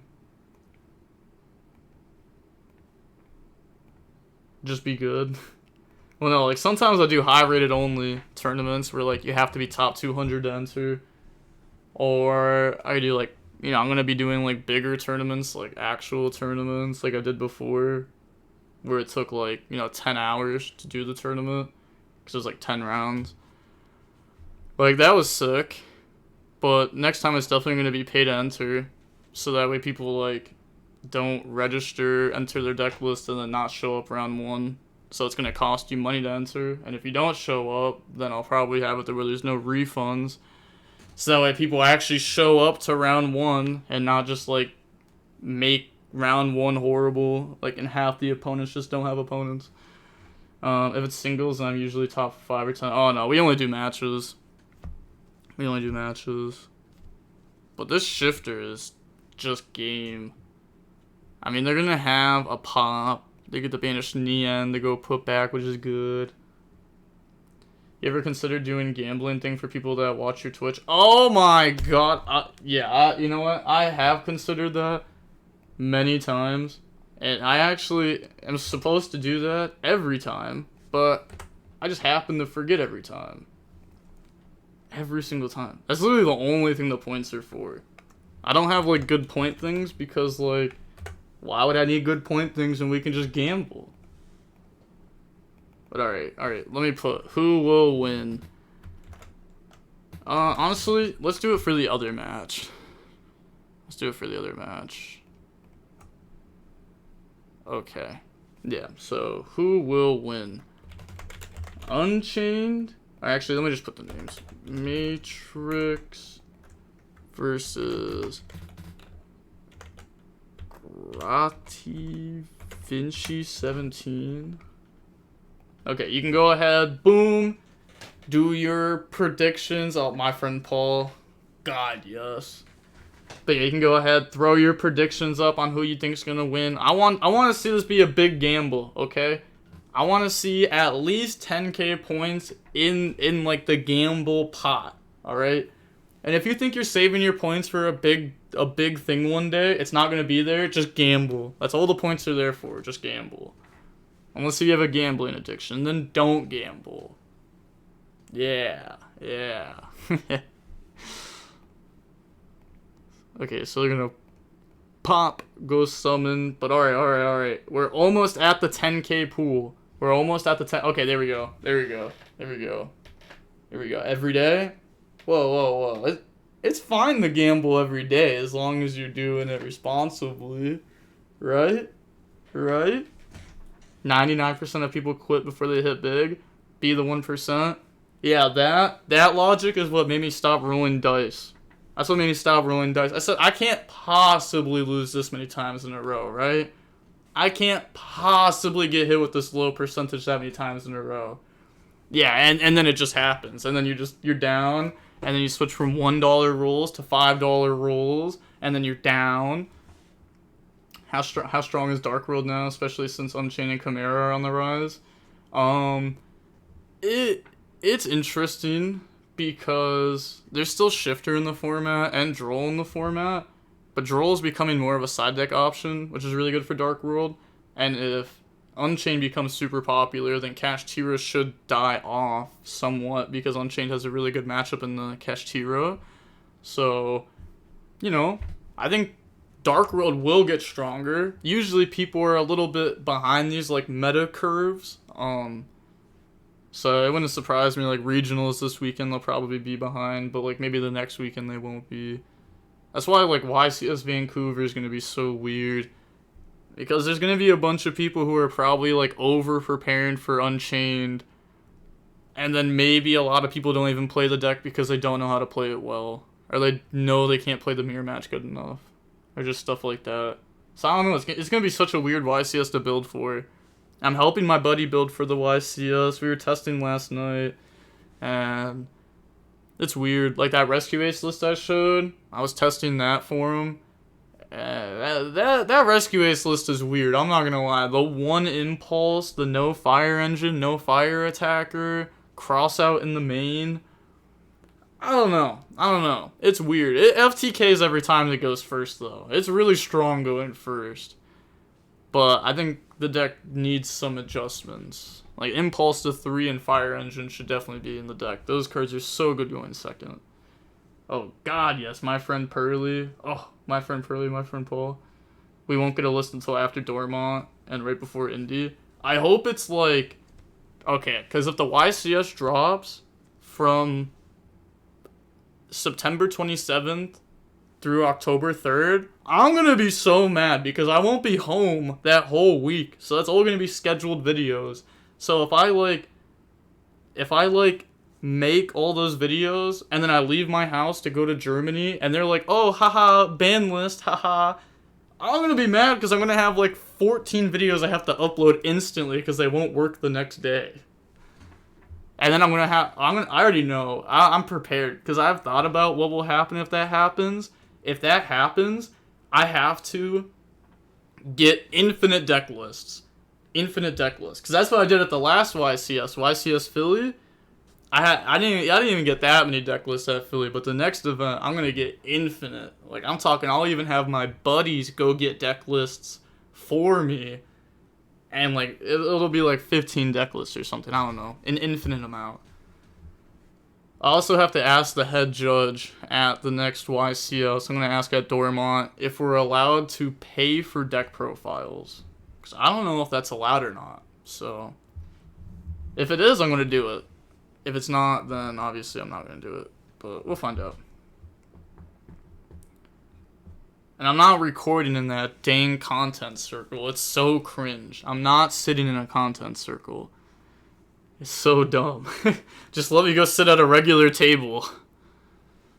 If I'm not recording a deck profile and there's a group of people playing cube or old format or something next to me, it's not a real deck profile. But they're going to bring out the DDD. So it's the Unchained Mirror match. The Unchained Mirror is a little bit wild. Last week of September. Yeah, that's when Dormont is. Yup. I mean, the opponent has Chamber plus Pop. DDD? Yeah, oh no, this isn't DDD. This is Unchained. But they can play 3 Dark Contract with the Gate and 1 DDD Vice King Requiem. They can activate, effect Search, Scale, effect Pop the Summon, and then that makes the DDD like the big machine guy. Oh, my B. I did not mean to click that. I'm just going to cop out of that game and hop back in. That was an accident. And then this card has the effect that says, if you make a DDD, blah, blah, blah. Once per turn, you can target 1 card on the field, shuffle Dark Contract from your graveyard or field back in the deck, and if you do, destroy the target. So then you can shuffle back your spell to pop your Unchained cards. So it's like another pop. It's pretty cool. They said, weekend of the 29th, and the next event is Indy 21st. Yeah, I'm gonna go to YCS Indy, for sure. I'm gonna go to Indy and Dormont. Those are the 2 I'm going to for sure so far. And then, hopefully it's more. Like, I would have loved to go to Vancouver, but, like, man, it's just not worth it. Like, there's no way I'm doing, like, a 14-hour flight.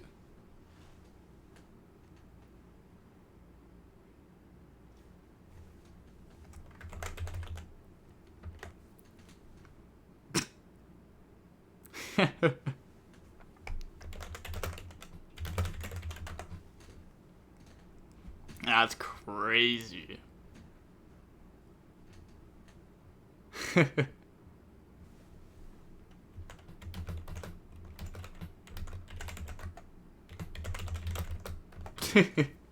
My bad. Did not realize I was holding perm. I'm very dumb. I thought that was done differently. Fair enough. Okay, go to extra face up. So that's cool tech, not gonna lie. Yeah, everyone's gonna know about this stuff. Like, you're gonna see this a lot at the, like, next YCSs and stuff. Okay, go open the Yama search. Rip Bozo. True.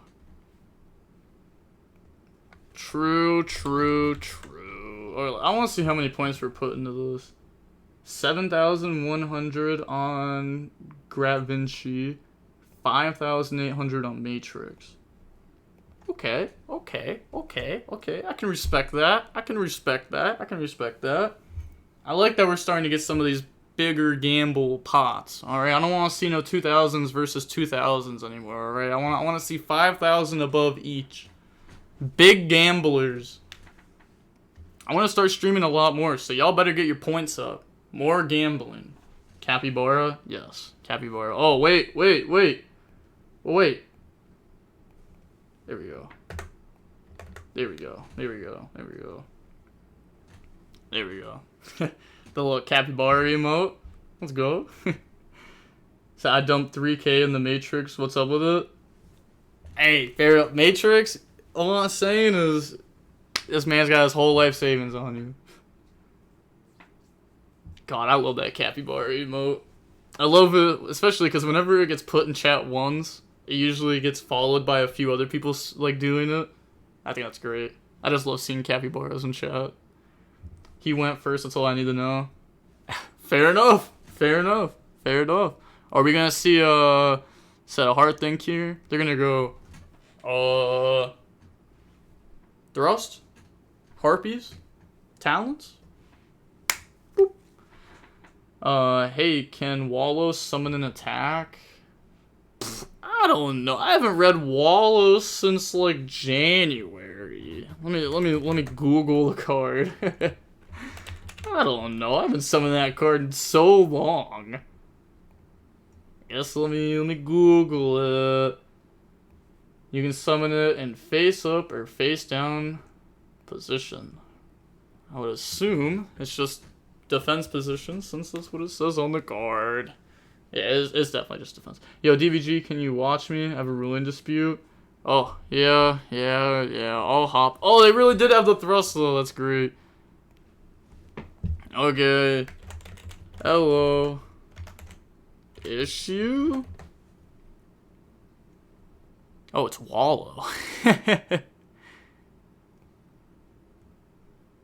Wallow can summon in face of attack because there's a comma.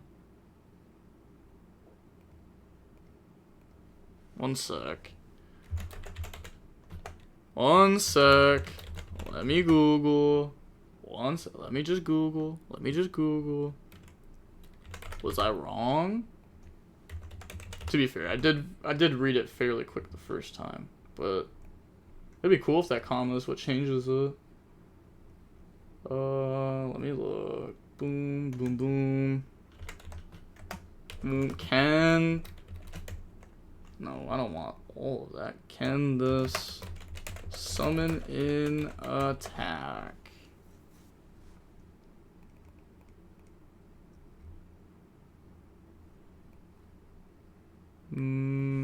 Okay. Yup. It can summon. Yep, it can summon face up. Oh, why did I do that? It can summon in attack. There you go. Yep.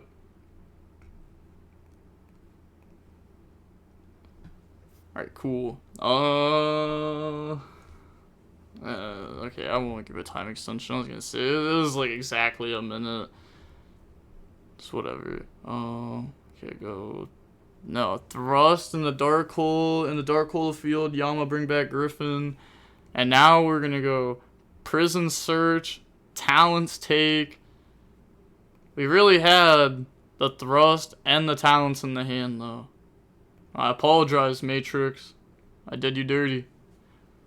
And now, as long as Griffin stays here, the opponent won't be able to do an interruption. Okay. I mean, we don't know what their other set is, or their card in hand is. I don't think we know what the card in hand is. I don't think so. Well, I guess we Yama'd searched. So we should know what the card in hand is. Wait, we know it's Abominable, right? It's Red Dog? Oh, it was... Okay. Then there was the other match that they had Abominable and Grave. Okay. So if it's Red Dog in hand... We know that there's an escape set. Most likely. The Griffin's still imprimed, right? No, this is a different Griffin. Because they went Dark Hole, and then the Yama brought back Griffin, and then they took it. Shout out to Fission Prime for the follow, and Metagross22 for the follow. Thank you. Appreciate ya. Okay, so they're gonna bring out Shyama. which one is escape. I mean, even if they don't say it, I was gonna say, like, you can just look through logs and logs will tell you. There's no point of not saying it. Set think here. Alright. And, okay. Yeah, I'm just gonna tell him.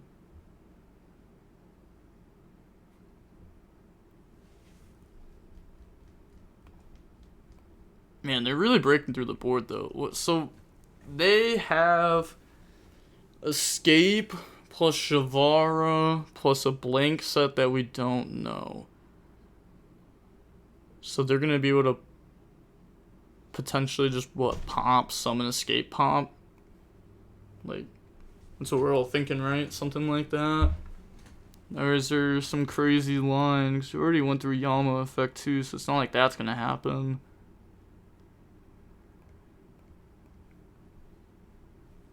Maybe they just have something super simple. I kind of doubt it, though. Let's see, if they had, like, book. Ah, okay. Yeah. I guess it's Book of Eclipse. Which should have also just been very simple, right? That should have been an obvious flip. That should have been an obvious flip. That's crazy. That's just game. Yeah, because they don't get to draw during end phase because of prosperity. Griffin goes back to the opponent's field. They have red dog pop escape at the end of main phase. They're going to get some extra bodies. So, like, they're going to have bodies. The opponent gets no draws. They have no interruptions. All they have is Aruha and Shayama on field, which doesn't do anything. That's just easy game. Easy game. You could just, like, Anguish link with their guy for game. He went first. That's all I needed. That's all I needed. What I say? He's insane with it.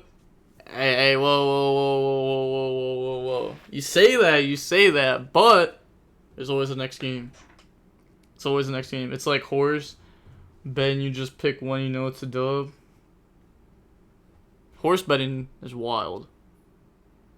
I couldn't do horse betting. I might do some sports betting. Like some NBA sports betting. I got like all the free money, you know, like put a little bit of money in, you get like, it's like $5, get $100 or whatever for free. So I'm gonna do that. Just run up my free bets. And then boom, pop out. Okay, we can check on the other match while they're side decking the. But I'll try to get back to that one quick. Who you got going to the finals? Well, I'm not gonna lie. Virtual World is cooking their opponent pretty bad here. Pretty bad. How is this banished? I don't even know how we banished that. I don't know. But, okay. Either way. Oh, the Imprim was last turn? Sure. But who you got going to the finals, NBA? Oh. Yeah, I was about to say, like, I was going to say, it's probably just Virtual World. But NBA? I don't even know. I have no idea. I haven't even thought about it yet, to be honest. I really haven't. I mean, my favorite team is Golden State. But, like, realistically, I'm not sure. I actually have no idea. I haven't paid attention to the NBA, like, at all since, like, the second the finals ended. I haven't even thought about it. I thought about it a little bit. Obviously, I saw, like, some of the trades and stuff, because there was a bunch of wild ones. They said, Nah, I've loved Golden State for a while. They're what got me into, like, actually watching in real life basketball. Because I used to watch, like, a crazy story. My buddy wanted me to play 2K13 with him. Or 2K12. Yeah, 2K12 with him. And I was like, alright, sure. I'll play if I'm the Wizards, bro. And he was like, alright, yeah. And I'm like, what? And I was like, I'm playing, bro. I was just saying I want to be a Wizard. Like, are you kidding? There's actually a team called the Wizards? And he's like, yes, there is. You're playing as them. Hop on, bet. You already said it. And I was like, alright, sure. So I played as the Wizards. And I cooked. And then that's what made me start playing 2K. And then my buddy that I played 2K with, his favorite team was Golden State. And then we started watching. And then that's like pretty much right away after we started watching, like literally like a year later, it was Golden State versus Cavs in the finals. And I'm from Cleveland.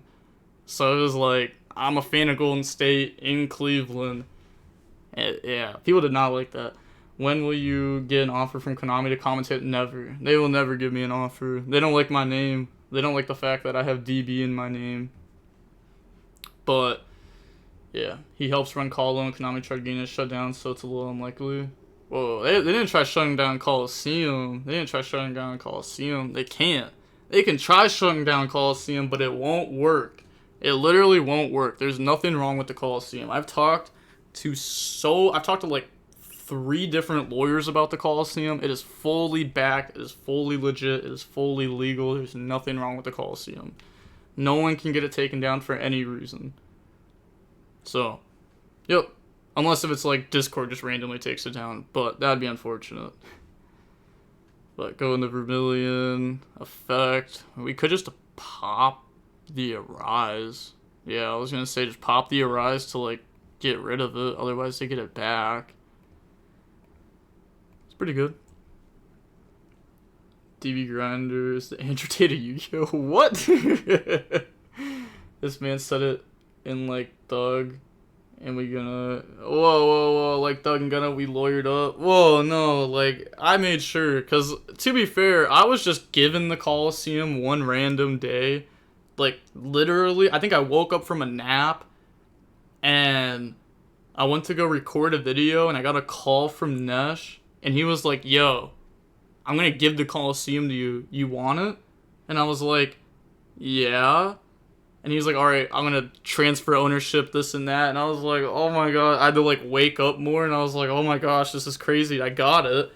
And then I was like, well, let me like make sure this is all actually ran legit before, you know, someone tries suing me over it.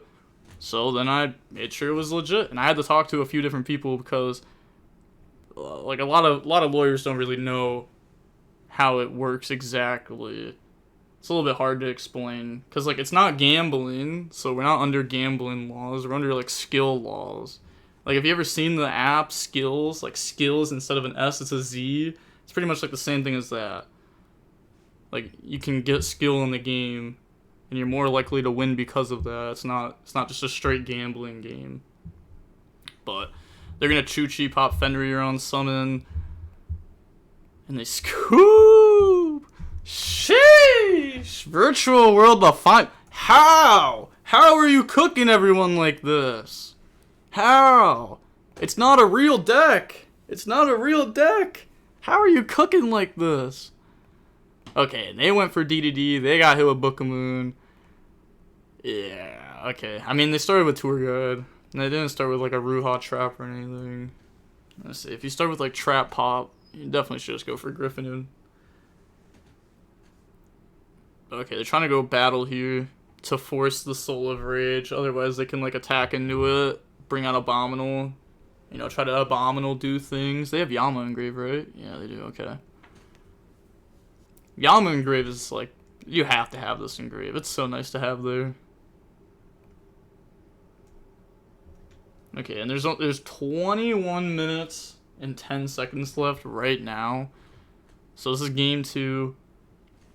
Time is a little bit weird for Unchained, but we do know that the Vinci guy does play the DDD stuff for sure. We don't know about Matrix, but Vinci plays the DDD stuff, which allows them to win in time.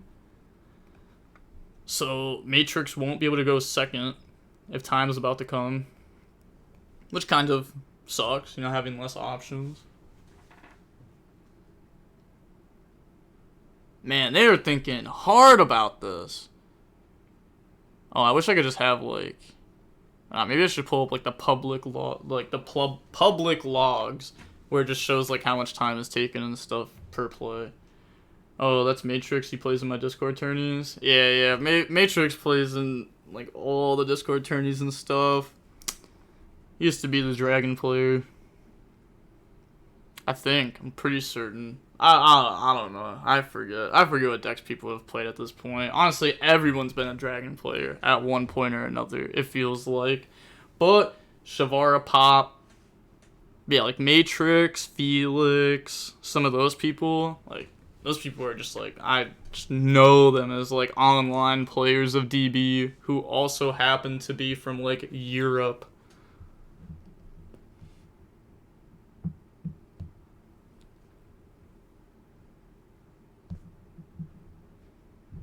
Okay, so Soul of Ray. Wait. So they went Shavara, Pop, add back. So now they can't crash. Okay. So obviously staying in main phase then. Yeah. Not really getting to bait a whole lot at the moment. Because eventually I'm guessing they have Chamber set. And that they're going to go like Chamber in the Solar Rage. Maybe I'm just guessing too much though. They may not have all that. Yeah, they may not. They might not have the Chamber Escape. They do have Yama and Grave still. This is what I mean. The Unchained Mirrors are not easy. This is literally what I was talking about like 2 hours ago. Like, that's why Vancouver is going to be such a weird YCS. And if you're going to it, and if you're playing Unchained, you have to grind. You have to prepare for the mirror very hard, because otherwise you're not gonna know how to play it. And it's a hard mirror. There's a lot of interaction. It's a very interactive mirror. And then also like everyone plays like 3 Talents, 3 Thrust, or something like that. And it's like that card is so wild too. So wild. Yeah, they're gonna activate it to take. Okay, what are they planning on taking though? They're gonna take Shavara, the Unchained name, or do they take the DDD? Which they could also flip to DDD. But they know which trap they have, so it should just be Escape though, I would think. I would assume. Also, for future tournaments of these, like small tournaments, like just where I host like top 16, like blank tournaments on DB like this, what should the pricing be? Like roughly. Would you rather have? Hold on, maybe I should run a poll. Yeah, hold on. Let me get a poll running real quick. Let me run a poll. What pricing would you want? Let's see. Let's do like $50 cash. Maybe like $70 worth of product. Or I don't even know what the last one would be. Maybe just those two. Just like cash product. Okay. There we go. Alright. I'm gonna run a poll because I want to see what it is. $4 billion. I don't know. The last tournament was 5 billion, so I don't know if I want to make it a smaller tournament, you know? More DB points to gamble on stream. Can I do that? Can I give points? Tell me I can do that. That would actually be a wild pricing. If you win this tournament, you can gamble more. I have no clue. Okay, that's fair. I was gonna say, usually Twitch chat knows more about Twitch than I do, so everything y'all say I just assume is legit a lot of the time. I don't think you can, or maybe. Oh, I don't know. I have no idea. Maybe. It's worth like a Google search. You can't give out points. That's fair. I was gonna say I wouldn't want to give out like that many points. I don't want too many points in the circulation. Otherwise, we're gonna see like 100K bets, and they're just not gonna mean anything. Okay, that's fair. So just cash. Google question mark? Yeah. That's what I'm gonna do after stream though. Unless if you rig a gamble. Now we're on to something. Rig the gamble. Okay, so they're gonna activate Eclipse in response.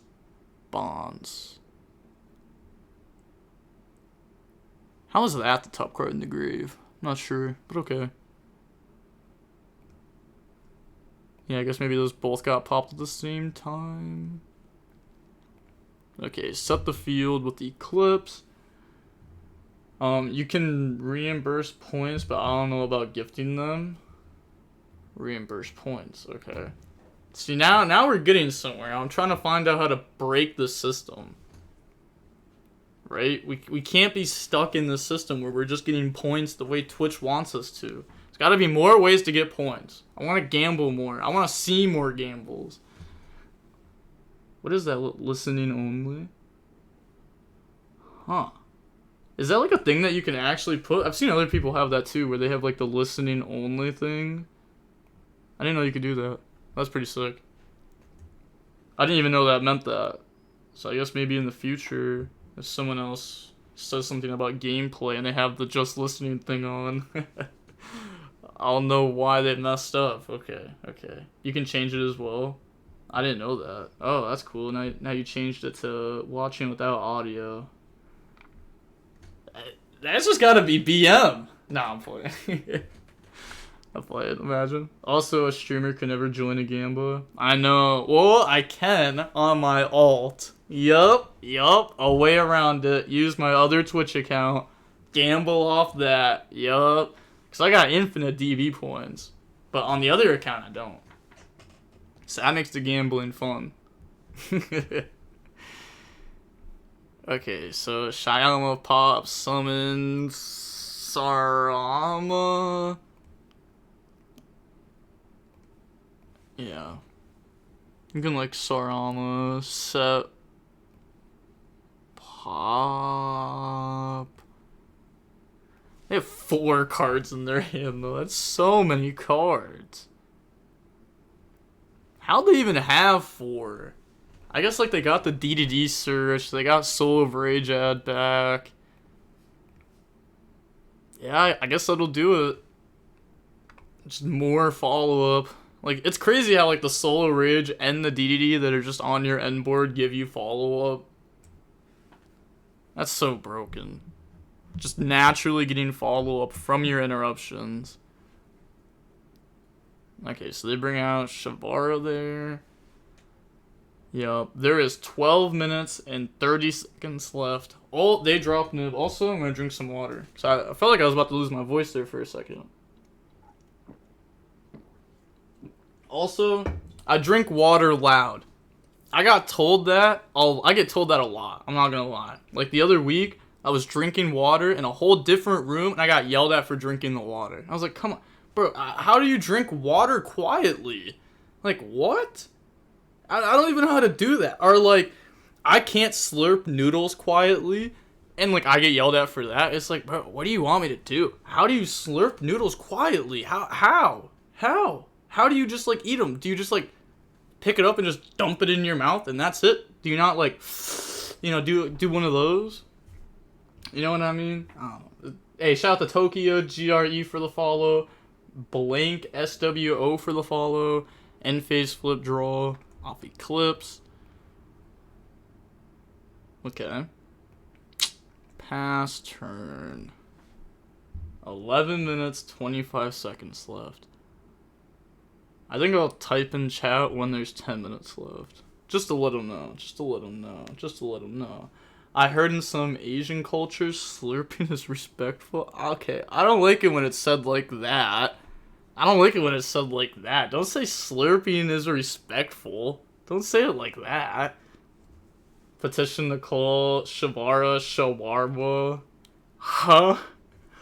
So you just open up your tonsils and let the water go down? See, I don't like how y'all are saying this. You know what I mean? Like, I don't like that. Y'all gotta chill? Yeah, what are we talking about right now? I was talking about eating noodles. Holy! Okay, we're gonna bring out the DDD as the first play. That can try to, like, pop one of the back row. Which could also trigger the Yama. I don't think we're gonna trigger the Yama, though. We might. Our opponent doesn't have, like, anything. They're down pretty bad.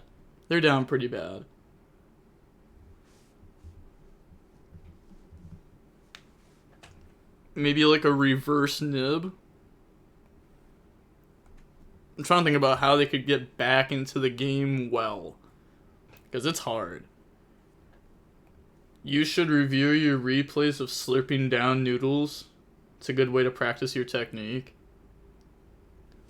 I've thought about making replay, like going over, like doing a VOD review, but like not YuGiOh, just randomly. Like, could you imagine if I uploaded a video one day and it's just DB Grinder reacts to street fights, and it's just me sitting there like, oh, God, it's just me sitting there like reacting to street fight, just getting super hype.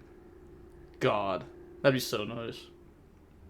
Cause some people get mad. They're like, bro, why don't you get hyped up? It's like, bro, sometimes there's nothing to get hyped up in the game over. Sometimes it's just a simple game. You know what I mean? Like, sometimes you watch, like, Dragon Link, and they do crazy plays, and you're like, oh, that's insane.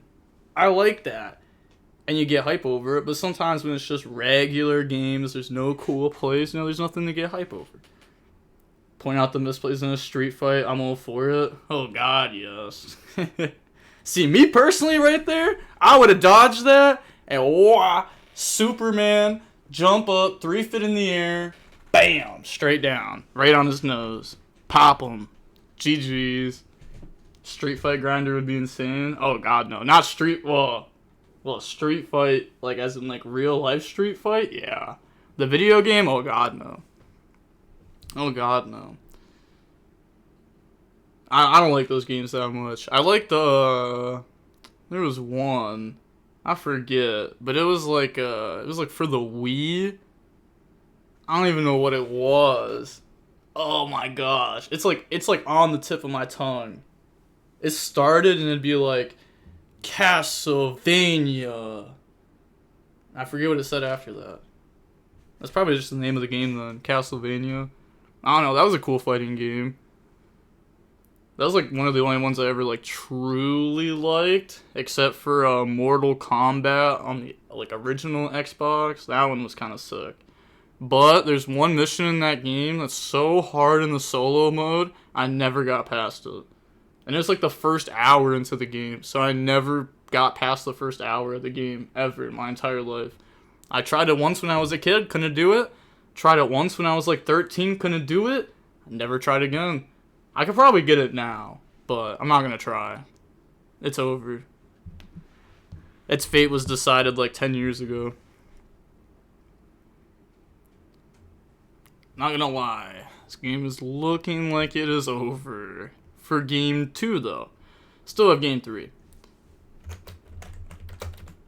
I'm just gonna hold that 5 minutes left there so I don't forget. Because there's 7 minutes left right now, so in 2 minutes I'll put that. I mean, do they just link up into like an Anguish? Anguish link their guy off into a bomb. A bomb beat over. A bomb pop the other card. They don't have Yama engrave. So they would have to, in response to Anguish, change Shavara. Yeah. They don't have it. Okay. Fair enough. Yeah, so they're gonna bring out... Was it even... Don't you target... I guess you have to target that. Yeah. You just have to. Force them to have it. Otherwise, you can't even, like, beat over that. It's just a Yang Zing. Okay. So on to game 3 now. With 6 minutes left. Said, oh, Pack is online, BRB. I hate you. Oh god, yes. Oh god, yes.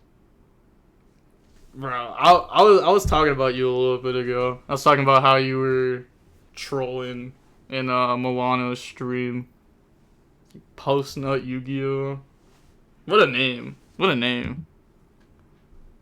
Okay. 35 seconds I have to make sure to put this 5 minutes left. I'm trying to not forget. Because I was going to do it for 10 minutes and then I forgot. So 5 minutes is going to happen for sure. And I cannot forget. Have to make sure to tell them 5 minutes left. But this is the top 4. This is the last match of top 4. And then the finals is going to happen. Which, there's a virtual world in finals. And it's not like they've had an easy run. It was literally all meta decks. And then one virtual world in the tournament, and the virtual world's in the finals. Like, they've been drawing crazy. They've been making that deck look like it's real, which I don't like, because I know it's not. I'm sorry if you're watching, but I know it's not. I can't play virtual world. No one can ever play that deck again. It feels so bad. It loses to itself a lot too.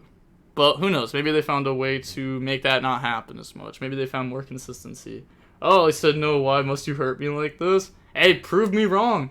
Hey, if you prove me wrong and win the last match, you're gonna take money straight from my PayPal. Straight from my PayPal. I was gonna say you gotta chill on that. Just because it's virtual doesn't mean it's not real. I hate you. Why? How are you just so naturally funny that you can make everything a joke, gosh darn it? Nah, I'm playing. I love you. Like, my girlfriend is virtual, but she's real to me. I was trying to give that a heart react, but I forgot it's not a group chat, and I can't leave a heart react on that. Virtual world is just hand rip 4 pass. Yeah, I mean, if you can hand rip 4, it's nice, but you have to get to that point. Coop, if you on that mindset, you already lost, boss man. Wait, what'd they say? Bro, Unchained is broken. I don't know if I can win. Nah. I believe in you. Look. I said the deck is bad, right? But I believe in you. I don't think Virtual World is good, but I think it's your day today. So, you know what I mean? Good luck in the finals. Sometimes you don't have to have the better deck. Sometimes you could just simply draw better. Sometimes it's your day. You ever seen those tournaments where it's like, there's like one person that's just drawing so much better than everyone else, and you're just like, I feel like that person's gonna win the day. Like the case tourney that we went over like last week, the Dark World player that drew called by 5 out of 5 games, and their opponents drew draw 5 out of 5 games. Like, you can't tell me that's real. Like, that's so crazy. Remember the Dark World? Yeah, literally, like, it's so crazy.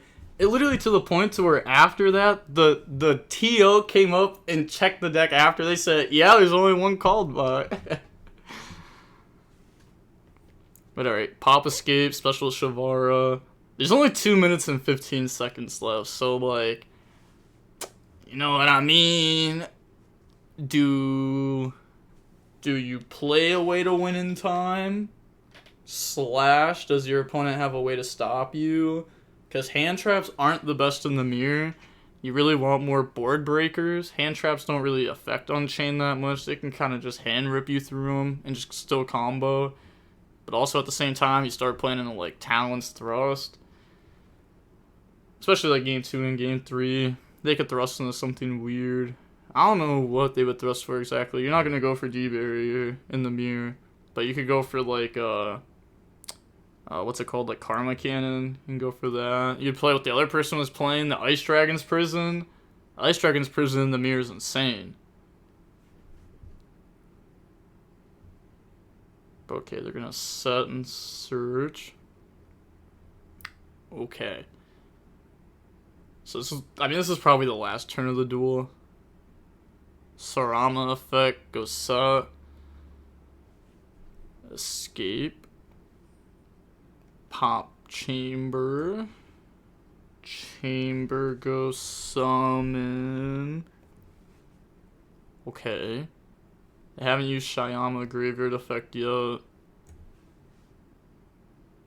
They could bring out like Rakia to help play around Nib better. I guess it depends what else they have. Just having like a way to like chain to pop Sarama in response to Nib is pretty good, but you still have to have a play after that.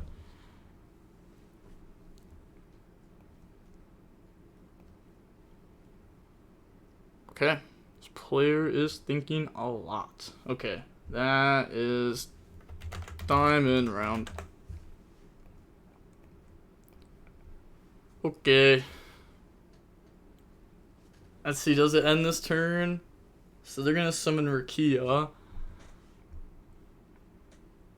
But do they have a way to win in time on their deck list? Let's find out. Does the opponent have Nib to try to stop it? We will find out right here, right now. Saramago summon, sure. But anything on res of that summon, anything here? Doo-doo-doo-doo. Doo-doo. Doesn't have it. DDD package wins in time. Yeah, that's why I think it's the last one. But we don't know if they play it. Okay. I was going to say, we know this player plays it, but we don't know if this player plays it. But they do indeed play it. They're going to go ahead and search. Okay. Activate, effect, pop, summon. Make the DDD. Impermanent summon. Oh, you're so good. Let's go. Because if you impermanent summon, you have to do on summon. If you chain it to the effect, they YuGiOh pop. Let's see. Do they have anything else?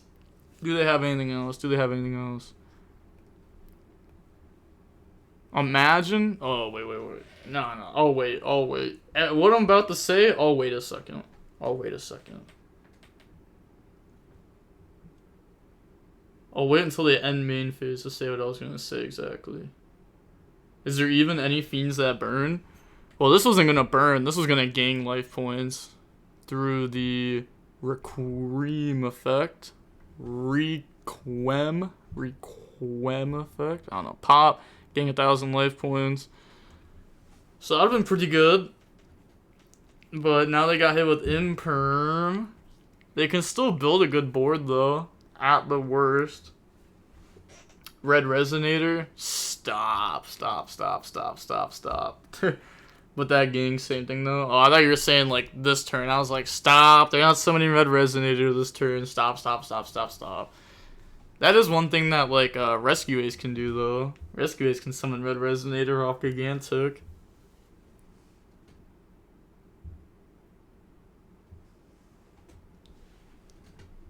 Let me read over this card real quick. Okay.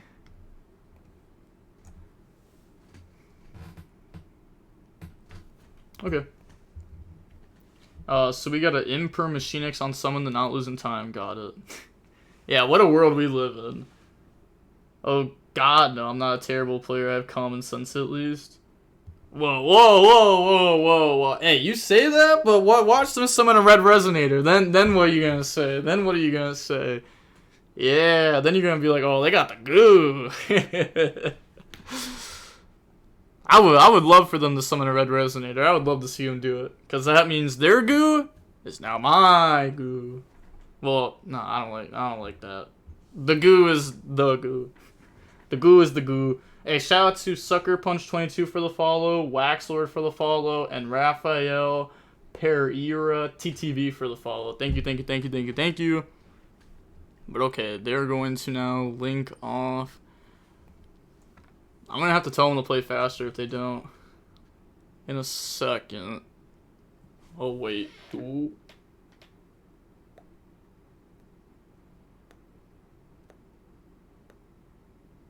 Okay. About to say. Just because time is cold doesn't mean we're allowing slow playing. Because that's what people used to do all the time with the old time rules, which is why they stopped working. Otherwise, they were perfectly fine.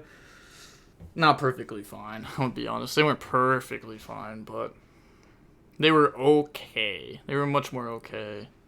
So we're going to Unicorn spin back the DDD Machine X. Okay, that is definitely a way to put it back. And then we're going to pop. Try to bring out. Yup. Yama. Summon. Yup. Okay.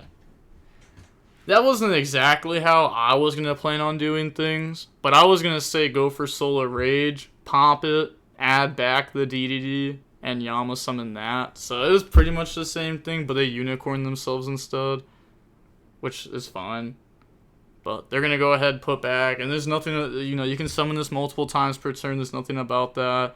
You know, you can't like only special summon this once per turn or anything like that. So this is 100% legit. This does work.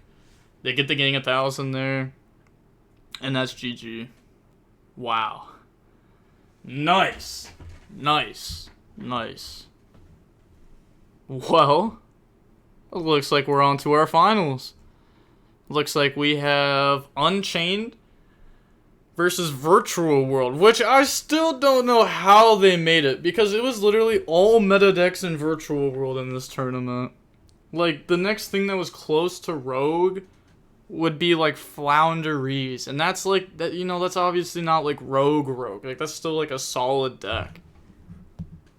But okay, now the finals, the 45 minutes for the finals will start whenever you guys start the game. Like, whenever you guys actually, like, do rock, paper, scissors, shoot. Whoever chooses to go first, I'll, boom, instantly start the 45-minute timer then. And if y'all ever have any question on how much time is left, I'm always here. 50-minute rounds is a sweet spot for me. I like the 45. I think the 45 is fine. I mean, personally, I was much more of a fan of 40. But 45 is fine. I think it's good. It's good. Can I have like 2 minutes before the finals? Oh yeah. How to join match to support. Okay, so they're probably gonna be hosting right now. Yeah. So you can go run that Gamba. You're right. See, I always forget about this. I gotta get a poster on my wall that literally says "Don't forget the gamble." Okay, maybe not exactly that, but something roughly close to that. Something roughly close. Maybe not something like that, so people don't walk in my room and think I have a problem, but something close to that.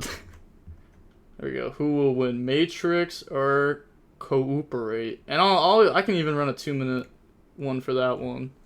Nah, I'm putting it all on. Oh, virtual players so goated. Putting all the bread on them. Okay, but yeah, if you want to watch them, all you have to do is just click this, and then eventually they're going to pick their opponent, and it'll say, like, you just, like, click. It'll be like, they clicked a different opponent that you want to watch, or you can just go here and scroll down and find them, or click to the username and sort, you know, cooperate and find them. But I didn't know that this was Roar Kalos. I never knew that. I've had them on the channel before, too, I think. Actually, I know I've had them on the channel before. That's crazy. I just never knew those Roar Kalos. I guess it makes sense when you look at it like this, and it's just Roar and then a K.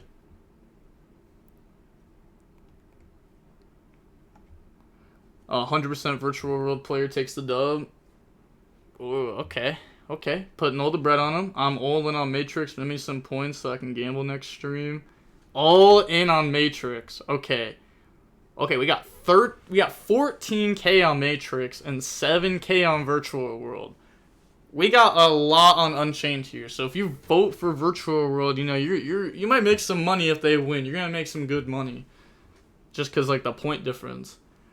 I've played against him many times in Raid and he never fails to surprise. Okay. Yeah, it looks like people are done gambling now. Okay. Oh, never mind. Right when I say that, somebody put in a big bet on Virtual World. Okay. Well, fair enough. Oh, everyone's going up on Virtual World. Maybe it's the time to get into the Unchained gamble. Okay, it's almost over. 14K to 11K. 14K to 14K. And okay, 14K to 14K. Let me hop into the match now. I think they just hopped in. Okay. Yep. You can start.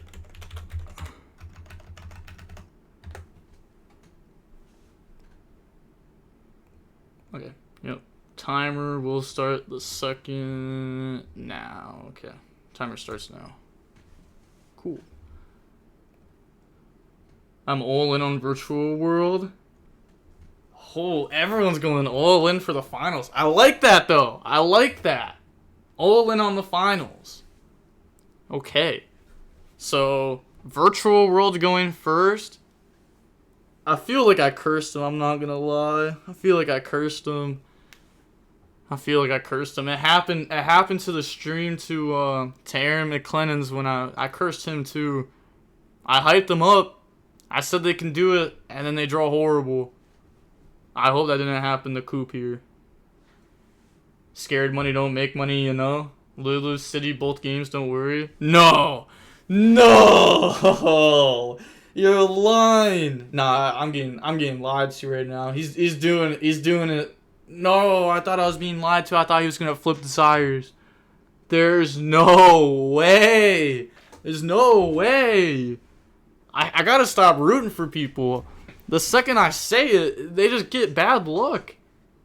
Ask for the virtual world list. Okay. I got you. You just gotta get the same group every stream. Fire stream right now. The same group. The same group's gonna be rough, but I don't know. I might host some other tourneys for streams coming up soon though. I might host like ones like I said, if I host tournaments where it costs money to enter, then the gameplay is like guaranteed gonna be at least good.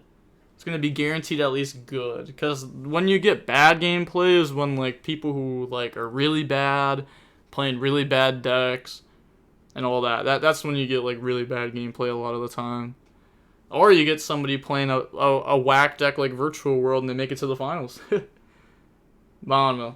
Why Twitch got no sound? Oh no, Twitch got sound. Just refresh it or something. Bro, you so toxic. You thought he was BMing, I'm sick. I thought he was setting back row just to hit like a activate Pot of Desires.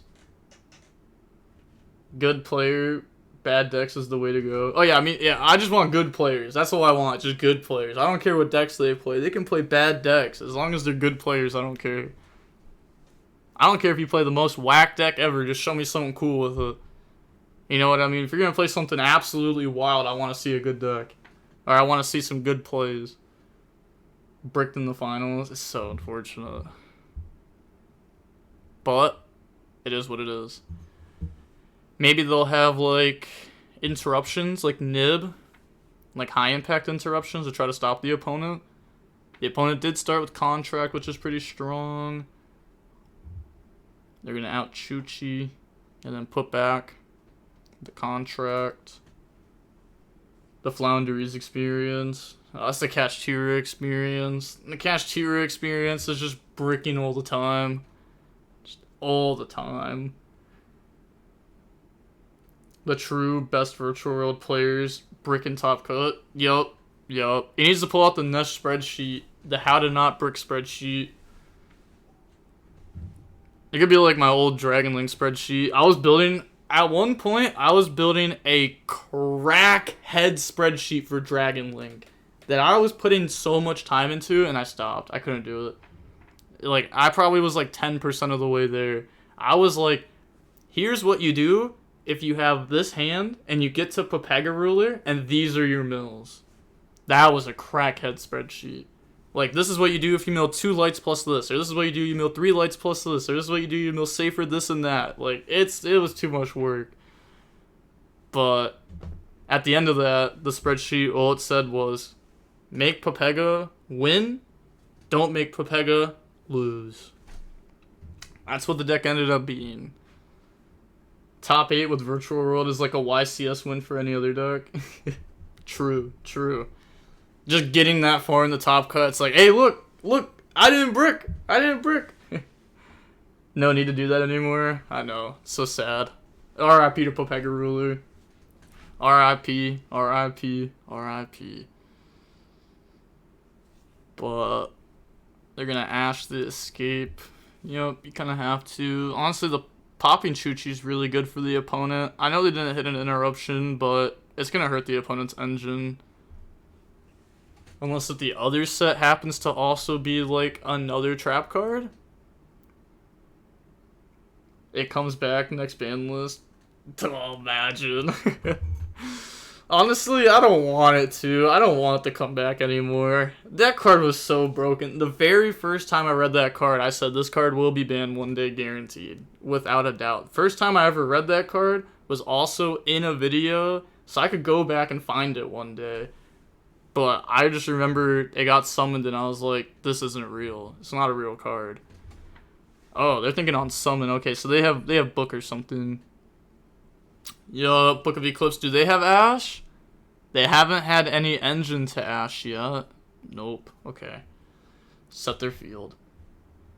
Pepega was some good fun to resolve, though. Oh, every time. Every time. You treated Pepega right, Pepega treated you right. I loved that.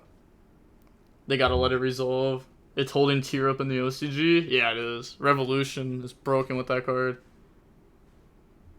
Well, Book of Eclipse draw 3. That's pretty good, though. I mean, you know, you can say it's bad, but, like, how bad is it really? The opponent passed turn 1, you pop their trap. Probably just game. Pepega was a thing, but Zombie Vampire was really neat, except when paired with Snow. Zombie Vampire is nice. Zombie Vampire, I used that card at Nats this year. My gosh, there was some sick plays with that card. Like, using Zombie Vampire to try to hit, like, an Ash Blossom off someone's deck, so that way you can make Baron. I mean, draw 3 to end their turn. I mean, yeah, it's not bad. Like, you know, I'll let my opponent draw 3 to end their turn, but it doesn't mean I'm winning the game. Normal summon out Neon. Battle. Yeah, they're just scooping. The trade-off is 60-40 for the player drawing unless the person activating Book of Eclipse has game next turn. Yeah. I mean, if they don't have game next turn, they're getting cooked, probably. Because the opponent will have so much follow-up. But okay. Neon attack into an XYZ, so that way an XYZ is battled. And then E-Tele goes summon. Yeah. Bring out Lulu. Sure. Anything there? And then, okay, they're gonna go escape the pop. Probably just popping Lulu. No, pops Neon, okay.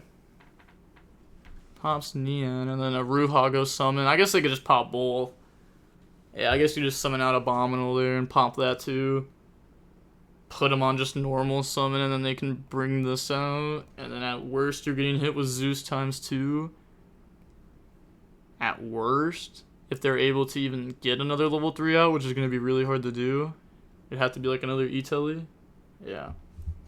They didn't have it. So that is it for game 1. I mean, Virtual World bricked, unfortunate. It is what it is. It is what it is. Hey, shout out to O1 Not NA for the follow. Thank you. Also, I gotta drink more water. So what happens, you know, I'm hitting streams that aren't 1 hour long. Start losing my voice. And now I got something in my eye. There's no way. That's like, there's no way I just got full combo. Started losing my voice a little bit, and I got something in my eye. That's just full combo. I just got FTK'd. Shout out to Maro EHL for the follow. Thank you. We got 5,204 followers now. Thank you. The goal is 7,500. We will hit that goal at some point. That's all I'm saying. We will hit that goal at some point. Do I know when? No idea. No idea. But I want to start putting my follower goals in the description. Like, is that what it's called? I don't even know what it's called. It's like, you know how like when you scroll under the stream, there's like the like little things that are down there? Like, I want to add my follower goals down there like other people do. I should have done that from the beginning. But I want to add like the 5,000 follower goal that we hit like a week ago. Like, that one was nice. And then I changed it to 6,000. Then I said, you know what? Nope, we're going to do 7,500. And now I want to put that one down there. You know, put like the days that we reach it and everything. I think that'd be cool. Said, hey, I messed with it. This is one of the best streams I've been in for a hot minute. It's hard to find good TCG streams, to be honest. Everyone wants to play Master Duel. Yeah, I mean, that makes sense. It makes sense. That's where all the views are at, right? Like, you know what I mean? It's obvious, like, if you want views, you're gonna play Master Duel. But I get what you're saying, though. Everyone has switched over to Master Duel. I mean, look at me. I'm streaming in the Master Duel section, even though I'm not even playing it, because I know nobody's going to the other Yu-Gi-Oh! TCG section. There's no point of being there. There's no point. You don't get any views from being there. You're just losing views. They said, ha ha ha, there's no way I got full combo. Love you, Grinder. Bro, I really got full combo, though. Like, it sucks. You lose the voice and the I think at the same time. There's no way. Said Master Duel, Master Mid, Master Max. See, every single game my opponents go first. Every single time. Said, I'm sick. I didn't even peep. Yeah, literally. Look, I have to, bro. It sucks, but, like, it's just how it is. The only people I still see streaming, like, the other one are, like, Nesh sometimes, and Jib. Jib always streams there. Other than that, I mean, you know, there's obviously other people that I do too, but, like, people I don't know anyone else personally that does. No Block Dragon, so I quit Master Duel. Yeah. RIP to Block Dragon. That card's I mean, come on now. That card says search 3. Come on now. You gotta make sense, right? That card probably should be banned. That card's a little bit wild. Shout out to Datura Blaze It for the follow. Thank you. Said Jib and Nush. Yeah, those are the only two I really know that stream there. I only played at Emancipator on Master Duel. Oh, that makes sense, son. Yeah, I'd quit too if Block Dragon got banned. I wouldn't want to play that deck anymore. What's better, Geist or Flu? Wanted to build one for locals? Definitely Flounderies. Definitely Flounderies. So Vermilion pop itself. I love that play because then you just get the add back. Feels so clean. Add back Lulu. And then activate Lulu effect. Go dump and search. So dump, trap, add city. And that gets us the Chuchi. Also gets us the Xian Wu engrave. And Jib doesn't get the respect he deserves. He's insane with it. Alright, 1 second. I'll respond to that in 2 seconds. Let me turn on this light. Okay, cool. Boop. But yes, like you were saying, yeah, Jib does deserve more respect. He is nice with it. But I think he gets the respect he deserves as a Yu-Gi-Oh player. I think he should get more respect as a streamer though. Because he's been putting in a lot of work. Especially not just his streams either. He's been streaming for JNC a lot too. He's been hitting a lot of streams recently. I respect it. I think Master Duel is more viewer friendly. It was so hard to watch 3v3 so Apollo. Yeah, 100%. 100% Master Duel is more friendly. Like a 3v3 in person too, you're going to have those 30-minute downtimes in between the matches. Konami doesn't fill those spots up with anything.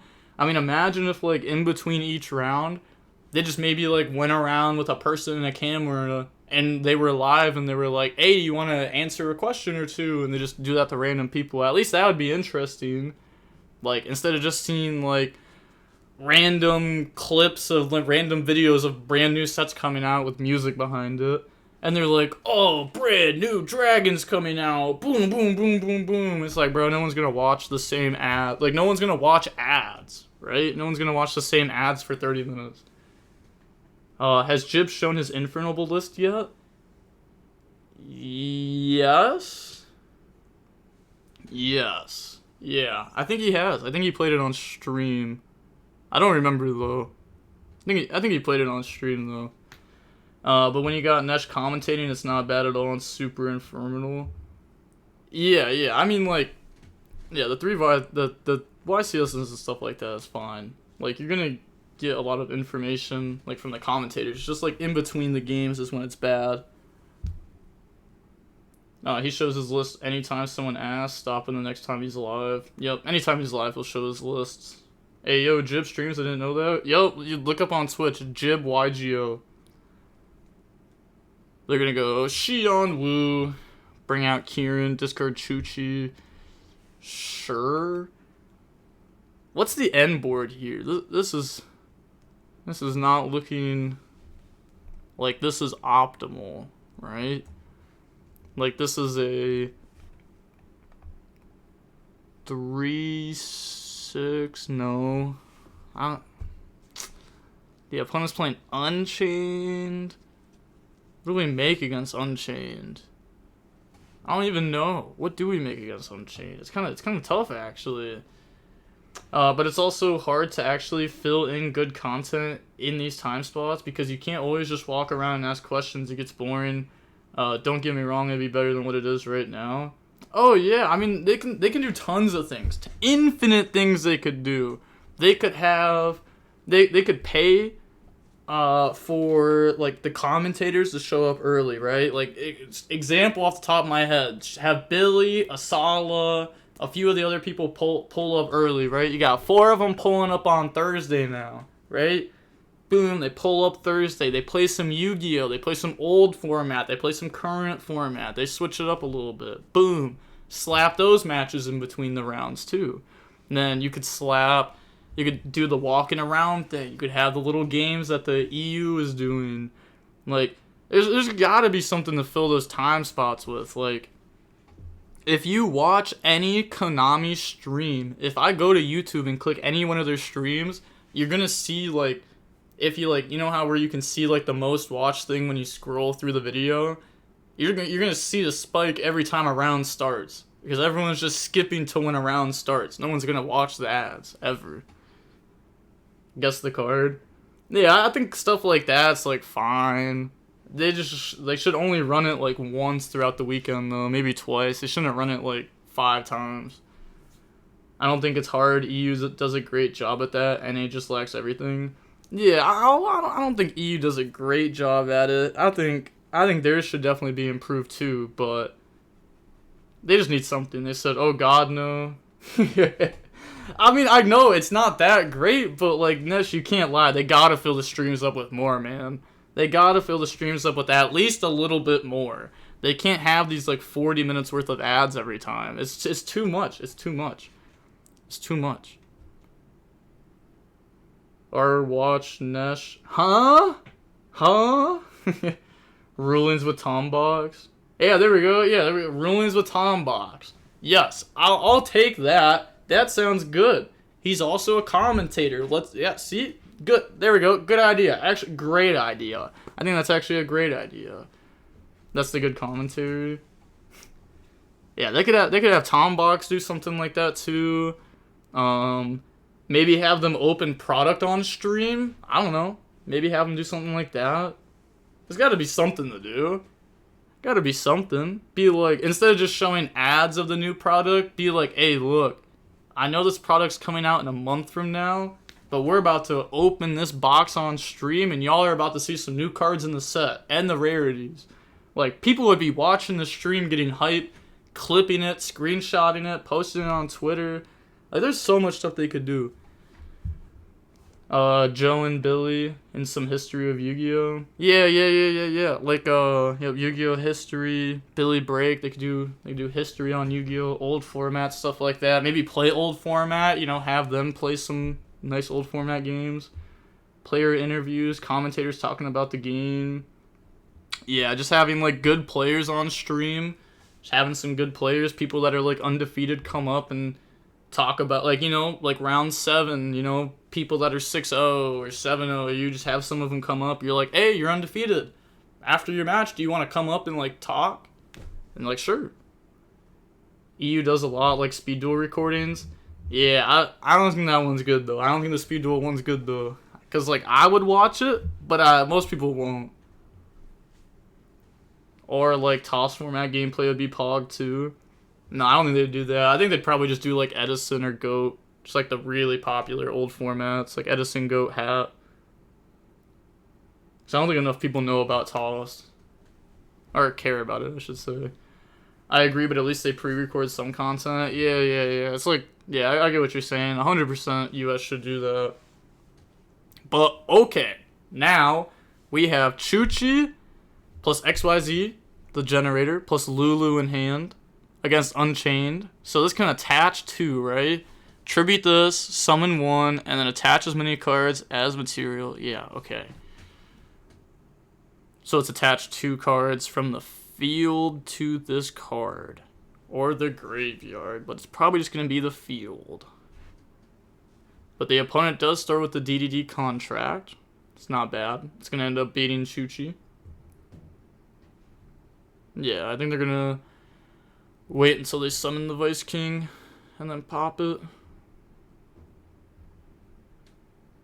Yeah, effect, pop, special, and then out of, or you know, I mean, you could also just do it on effect too. It's actually, yeah, I guess you could also do it on effect, but they could also just wait for the DDD XYZ to come out. That's fine. Yeah, I guess I was just thinking more of like the last time that we saw it, when they popped it, when they activated it before they even used the effect, which was so bad because then they got to keep gate. But they're gonna pop the Machine X on the summon there. Okay. That does give them access back into it potentially off of Yama in the future, or add back the DDD off of something like the Solar Rage. If Konami gets me as a commentator, I would grab all the players who got caught cheating during that event and ask them, how do we feel about not being able to play in the events for the next 1 year, but they don't know that they're banned yet? Oh my god, that would be insane. That would be the best content ever. God, I would love that. You want to know something that's crazy though? That nobody knows yet? It hasn't been talked about at all in the community. You want to hear something crazy that nobody's talked about? Is that at least at some of the regionals hosted in the US by the side deck, you are allowed to have a camera on your head and record content in the regionals. 100% allowed. Yep. I'm going to get some POV duels at these regionals coming up soon. And, you know what I mean? If my opponents try to cheat, I got a camera on my head. You can't cheat. You know what I mean? That's sick. So I hope they change it to where everyone's allowed to wear a camera on their head at some point. Because cheating wouldn't be a thing anymore. Cheating would be completely obsolete if everyone had a camera on their head. Well, it wouldn't be obsolete. But if you got caught, you'd be caught. You know what I mean? So that would be nice. But I can't wait. It's going to be nice. The POV stuff. So you got all with cams on their head. I don't know what you mean by that. But I'm going to have a camera on my head. And then I'll be recording my games. And I'm allowed to upload them to YouTube. You're only allowed to use it if your opponent agrees to it, though. Which I hope in the future, you know, it just becomes mandatory that, like, people have cameras on their head or something. I mean, it's not as bad as you think it is. You really... is like, once you get used to it, once you play with it on your head for, like, a little bit, like, you're fine with it. You just gotta get used to it and stuff. And, I mean, if it stops cheating completely, we should definitely look into that, but... yeah, Abominal's gonna go ahead and wipe. Actually, let me grab something real quick. Let me grab my camera and show y'all how it look. Cause y'all see the POV duels, but you don't actually get to see like. Wait. Okay. I was gonna say, but y'all don't actually get to see like the camera on my head. So let me pull this out real quick. Cheat on camera, challenge accepted. Cheat on hard mode. There are people that cheat on camera. They are dumb, I'm not gonna lie. Cheating on camera is crazy. Like, there's someone that cheated at a, like a case tournament not too long ago, and they did it on a camera, and they got banned for it. And it's like, there's no way. And how are you cheating at locals? Like, why? Yu-Gi-Oh! Is not that serious, bro. Let me set this up real quick. Almost done with it. Do you agree with Pac on his deck building? No hand traps and Synchro Vanadium meta? We're definitely not in a Vanadium meta right now. Nobody's playing Vanadium. That's what the format was at the beginning of the format. Like the very, very beginning. But why do you think I wouldn't play Duel in my main deck right now? That card's horrible. Like in my Pearly deck, I played one of it just for Crossout. No Droll and Dark World meta is crazy. I hate you. Dark World is wild, but yeah, this is what the camera looks like on my head. I usually just do this. Like, I put it on my head and then I put my hood up, and that's the camera. And then if I turn it on, you'll be able to see, like, a reflection of yourself until I start recording, and then it turns black. But it's pretty cool. It's really easy. It's not hard to set up either. Vanadium kind of mid, to be honest. Yeah, it's kind of mid right now. But yeah, I guess I do agree with Pack on his deck building then. I don't know if I agree with no hand traps. I think it was fine. I think no hand traps is like okay. As long as you have like a bunch of going second cards. I mean, you still have to have going second cards, you know. But Unchained also breaks board very well with Engine. They don't need as much going second. They can have stuff like Talons too, because they can like use that to like really push through end boards. What? DB Grinder, aka the Miner, he do be digging gold. What? What? What does any of that mean? What that got said? But okay, Chamber gonna go ahead, bring out Rukia, Shyama effect, Papa Ruha. You'll find gems. You find gems. Oh. Okay, so I can't lie. This is just over. This is just over. They have such a bad matchup. Their end board, like, Chuchi is like what is super, super good for this deck. And it doesn't even work in this matchup. Took me a sec to understand. Sounded sus. Well, it did. When I heard DB Grinder, aka the Miner, I was like, hey, yo, but I'm 33 years old. Come on now. I'm too old for that.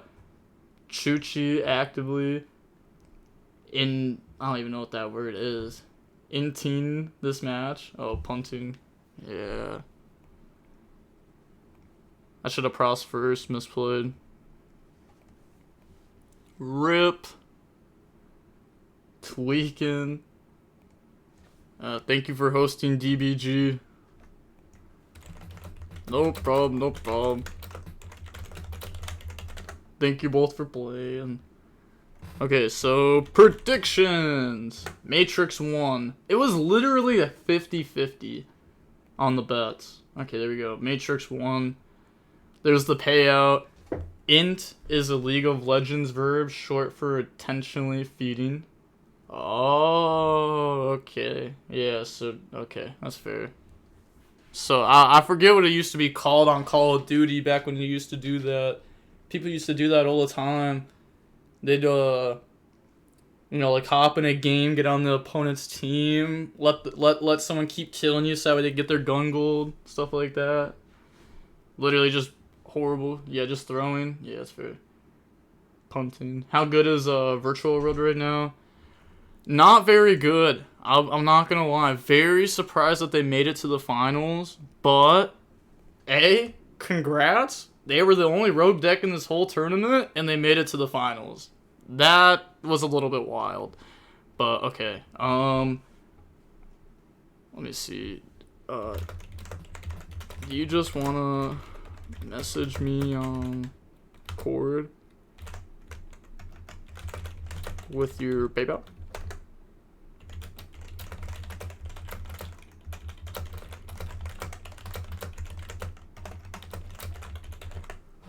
I should have just said send it here. Because, like, it doesn't matter if it gets brought up on stream. Like, I could leak my PayPal right now. Like, literally, grindera@gmail. It just doesn't matter. Like, no one's gonna try to get into it. I mean, they just won't be able to. Why is Spray Runic kind of vanquished? They can break boards pretty good. They have a very, very, very hard time in the Unchained. Very hard time in the Unchained. The deck just isn't the greatest right now. I don't even know. It just doesn't have like that great of matchups. Like, it's not good versus Unchained. Versus Cash. I mean, I think Cash is better than that deck. I think Cash beats that deck like a little bit more majority of the time. But were you talking about like just those kind of decks in general, or maybe like a specific build like Live Twin or something? Decks mid going second and can't really play through more than 2 hand traps. And there's also a lot of board breakers that are coming into the format. And Board Breakers, cook that deck. Cook that deck bad. Alright, let me get this guy his money. Okay. Actually, you know what? I am going to be ending stream here. Yeah.